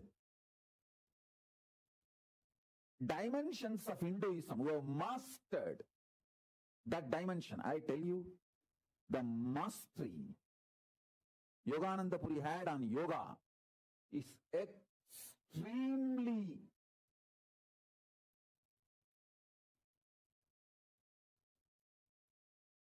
powerful, amazing. I don't think any other human being can master yoga to that level where he will just tie the iron steel thread on his chest. He will inhale and tie that and exhale, and that thread will go to pieces. Mastery of pranayama and yoga. It is not that he has done this only once. He has done this multiple times in multiple stages. He had 43 heart attacks when he was in the deathbed, and he did not die. Hospital said that we can't even understand what is going on in him. He stops the heart and starts. After half an hour, they got frightened. So they sent him home. In the home, he said, all right, this is the time I'm going to leave the body, and he left the body. He's beyond any medical science. He's beyond any medical science. He taught me the knowledge of becoming Kayakalpa Degi. Means even when you leave the body, it will not rot, it will not deteriorate. See, the whole spiritual revelation was done to me by Arunagiri Yogeshwara. Making it as a practical expertise was done by Raghupati Yogi in yoga tradition. In Siddha tradition, Isaki Swamigal. So, I had a very powerful ambience, beautiful ecosystem. That is what I am struggling to reproduce. I think with the grace of Paramashiva, I'll make it happen. With the grace of Ganapati, Paramashiva, Kailasas, gods and goddesses, I'll make it happen. All the great beings, experts, masters in each field was available to me. Same way in Vedanta. I can't even imagine somebody beyond Annamalai Swamigal in Vedanta. He can just sit in Nirvikalpa Samadhi and Sahaja Samadhi forever. Unbroken Sahaja Samadhi. The most powerful unclutching, most powerful unclutched being I've ever seen is Annamalai Swamigal. Even when his eyes are open, you can look into his eyes and see that he is unclutched. He is in Nirvikalpa Samadhi.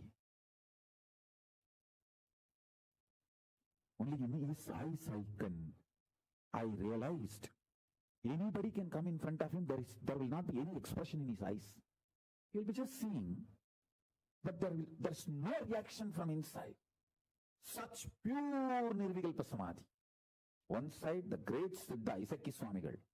The other side, great Yogi, Yogananda Puri. The other side, great Shakta, Tantric, Acharya, who achieved Parashakti, Kuppammal, Vibhudananda Puri. The other side, Annamalai Swamigal. I tell you, all these people, all of them were completely in sync with other. Nobody had ego clash. Because fortunately all of them are experienced beings, not just intellectual. Even the Shivacharyas who taught me in Tiruvannamalai temple, they were all in so much respecting all these gurus. They were all in so much sync. And Panduranganar, who taught me whole Shaiva Siddhanta, he was so much in sync with all of them.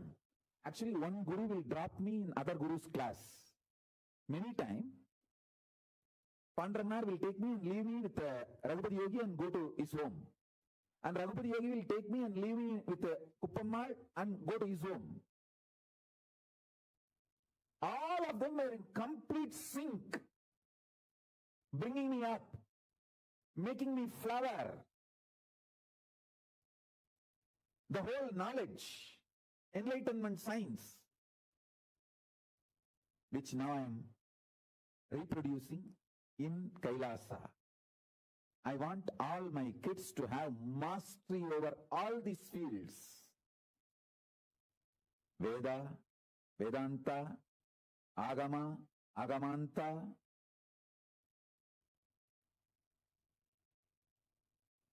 Fortunately, they have given me experience and expertise.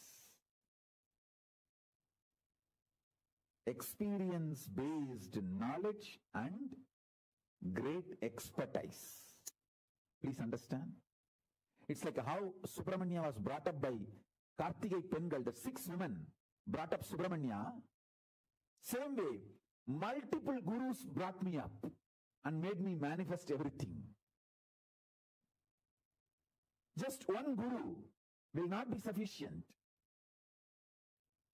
to give me the expertise in so many branches of knowledge, so many dimensions of Hinduism. Just like how Subramanya was brought up by 6 Karthikei women, I was brought up by many of these gurus by contributing in different dimensions. Please be very clear.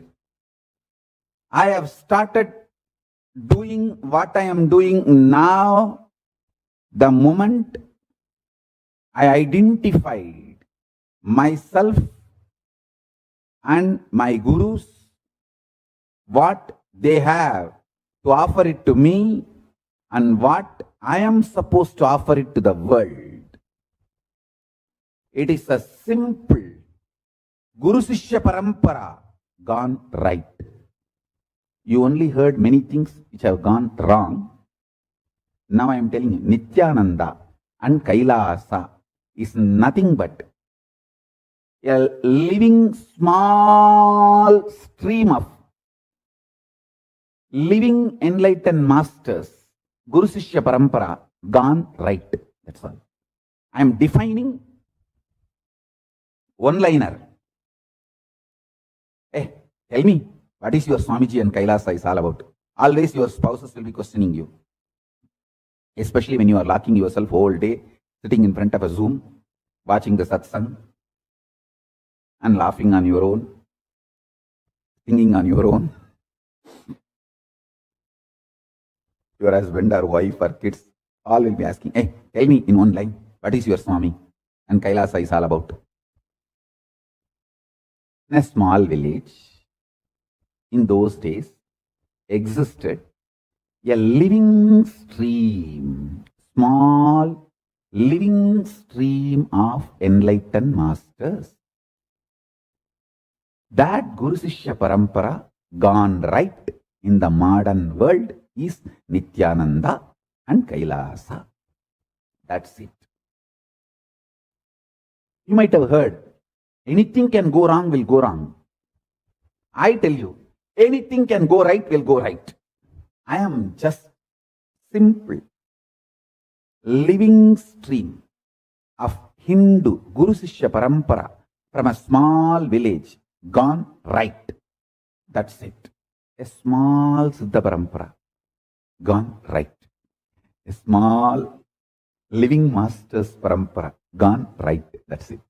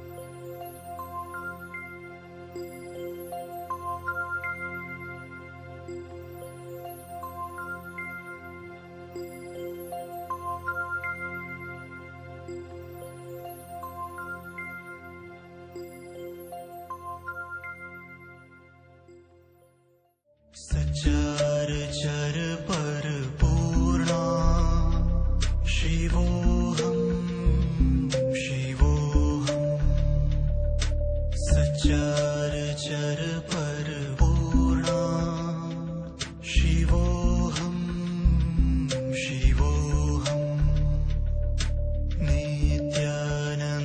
नित्यानन्दस्वरूपा शिवोऽहं शिवोऽहं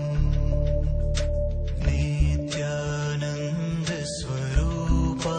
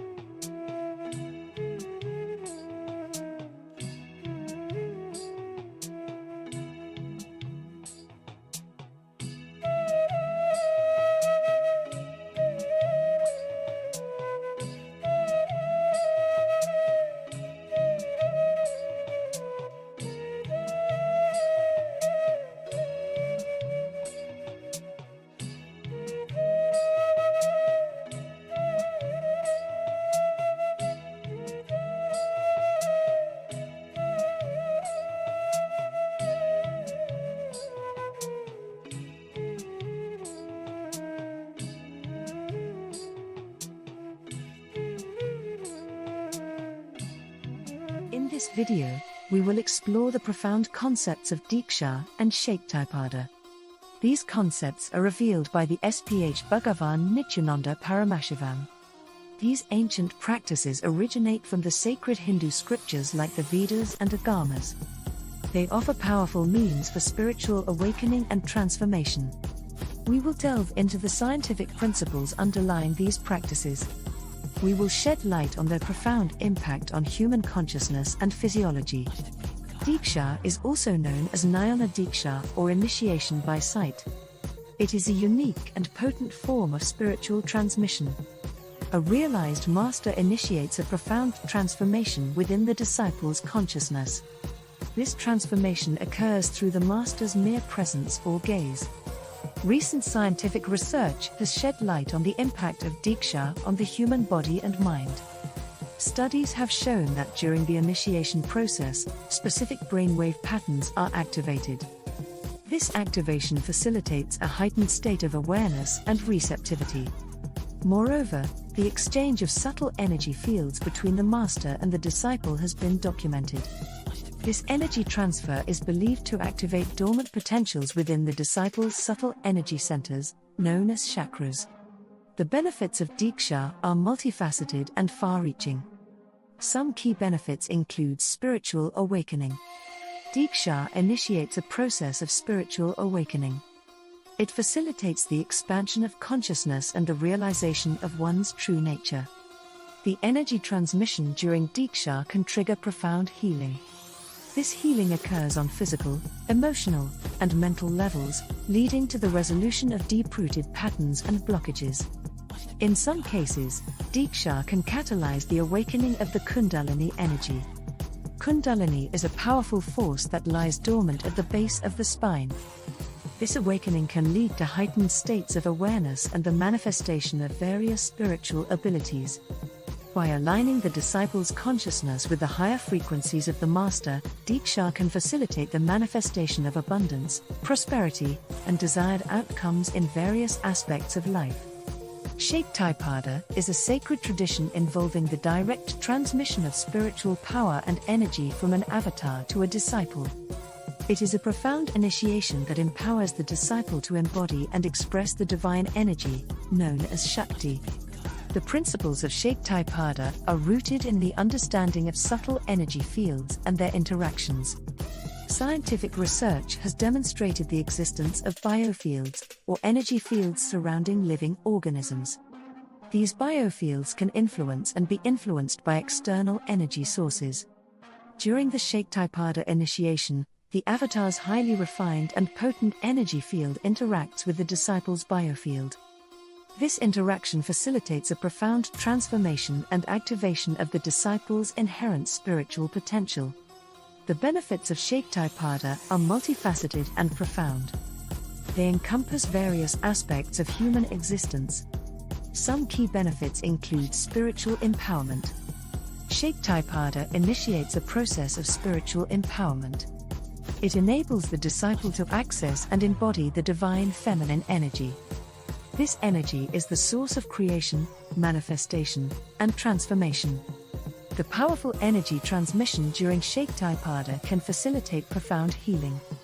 This healing occurs on all levels, including physical, emotional, mental, and spiritual. It revitalizes and rejuvenates the entire being, promoting overall well-being and vitality. By aligning with the creative forces of the universe, Shaktipada can enhance the disciple's ability to manifest desired outcomes. It attracts abundance and creates positive transformations in various aspects of life. In some cases, Shaktipada can awaken and enhance various spiritual abilities. These abilities include clairvoyance, clairaudience, and the ability to work with subtle energies for healing and transformation. Diksha and Shaktipada are profound spiritual practices. They offer a gateway to profound transformation and awakening. By harnessing the power of subtle energy fields and the transmission of divine consciousness, these practices can catalyze profound shifts in human consciousness and well-being. As we continue to explore and understand the scientific principles underlying these ancient traditions, we gain a deeper appreciation for their impact and relevance in our modern world. Through the guidance of the avatar and the application of these practices, individuals can embark on a journey of self-discovery, healing, and spiritual growth. This journey ultimately leads to the realization of their highest potential,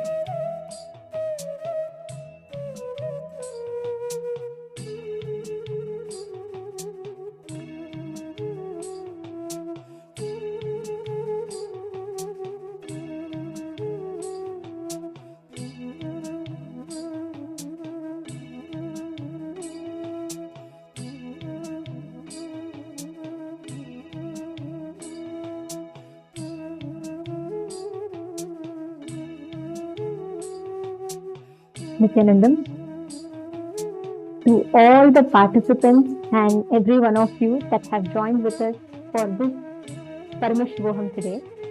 Very, very shortly, we're all going to be entering into the life darshan, preparing ourselves to receive the darshan of Bhagavan Gajamukha Nugraha Murti today. We all learned about what is Shakti. We just understood about how the quantum entanglement happens inside of us, how the Shakti power, the initiation happens with us. To all the participants that are here with us today, the participants from Paramashivoham Level 1, Level 2 and Level 3 programs, all the 3 levels that have joined with us today, we have a very, very, very exciting news for all of you.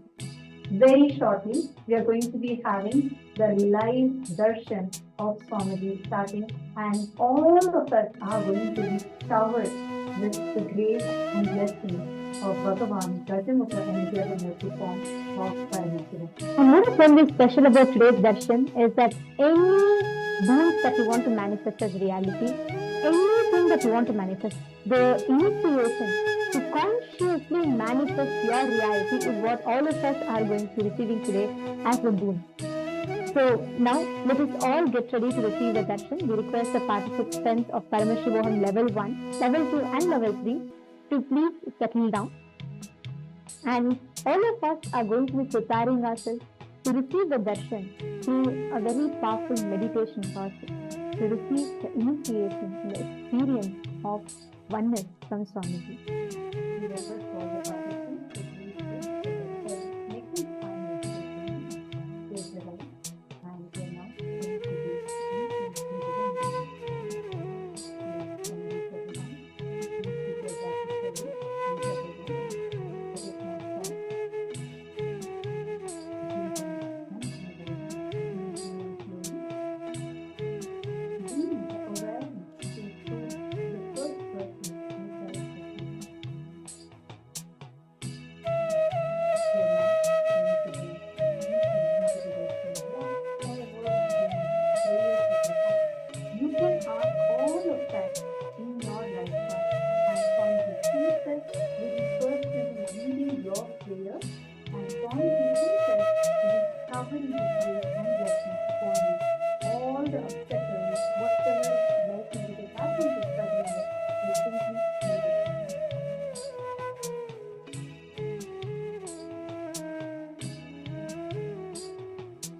Please close your eyes and settle down. We request all the participants to please close your eyes and connect to Swamiji deeply.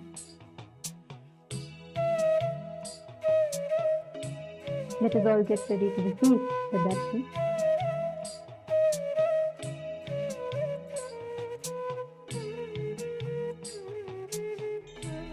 Settle down, close your eyes.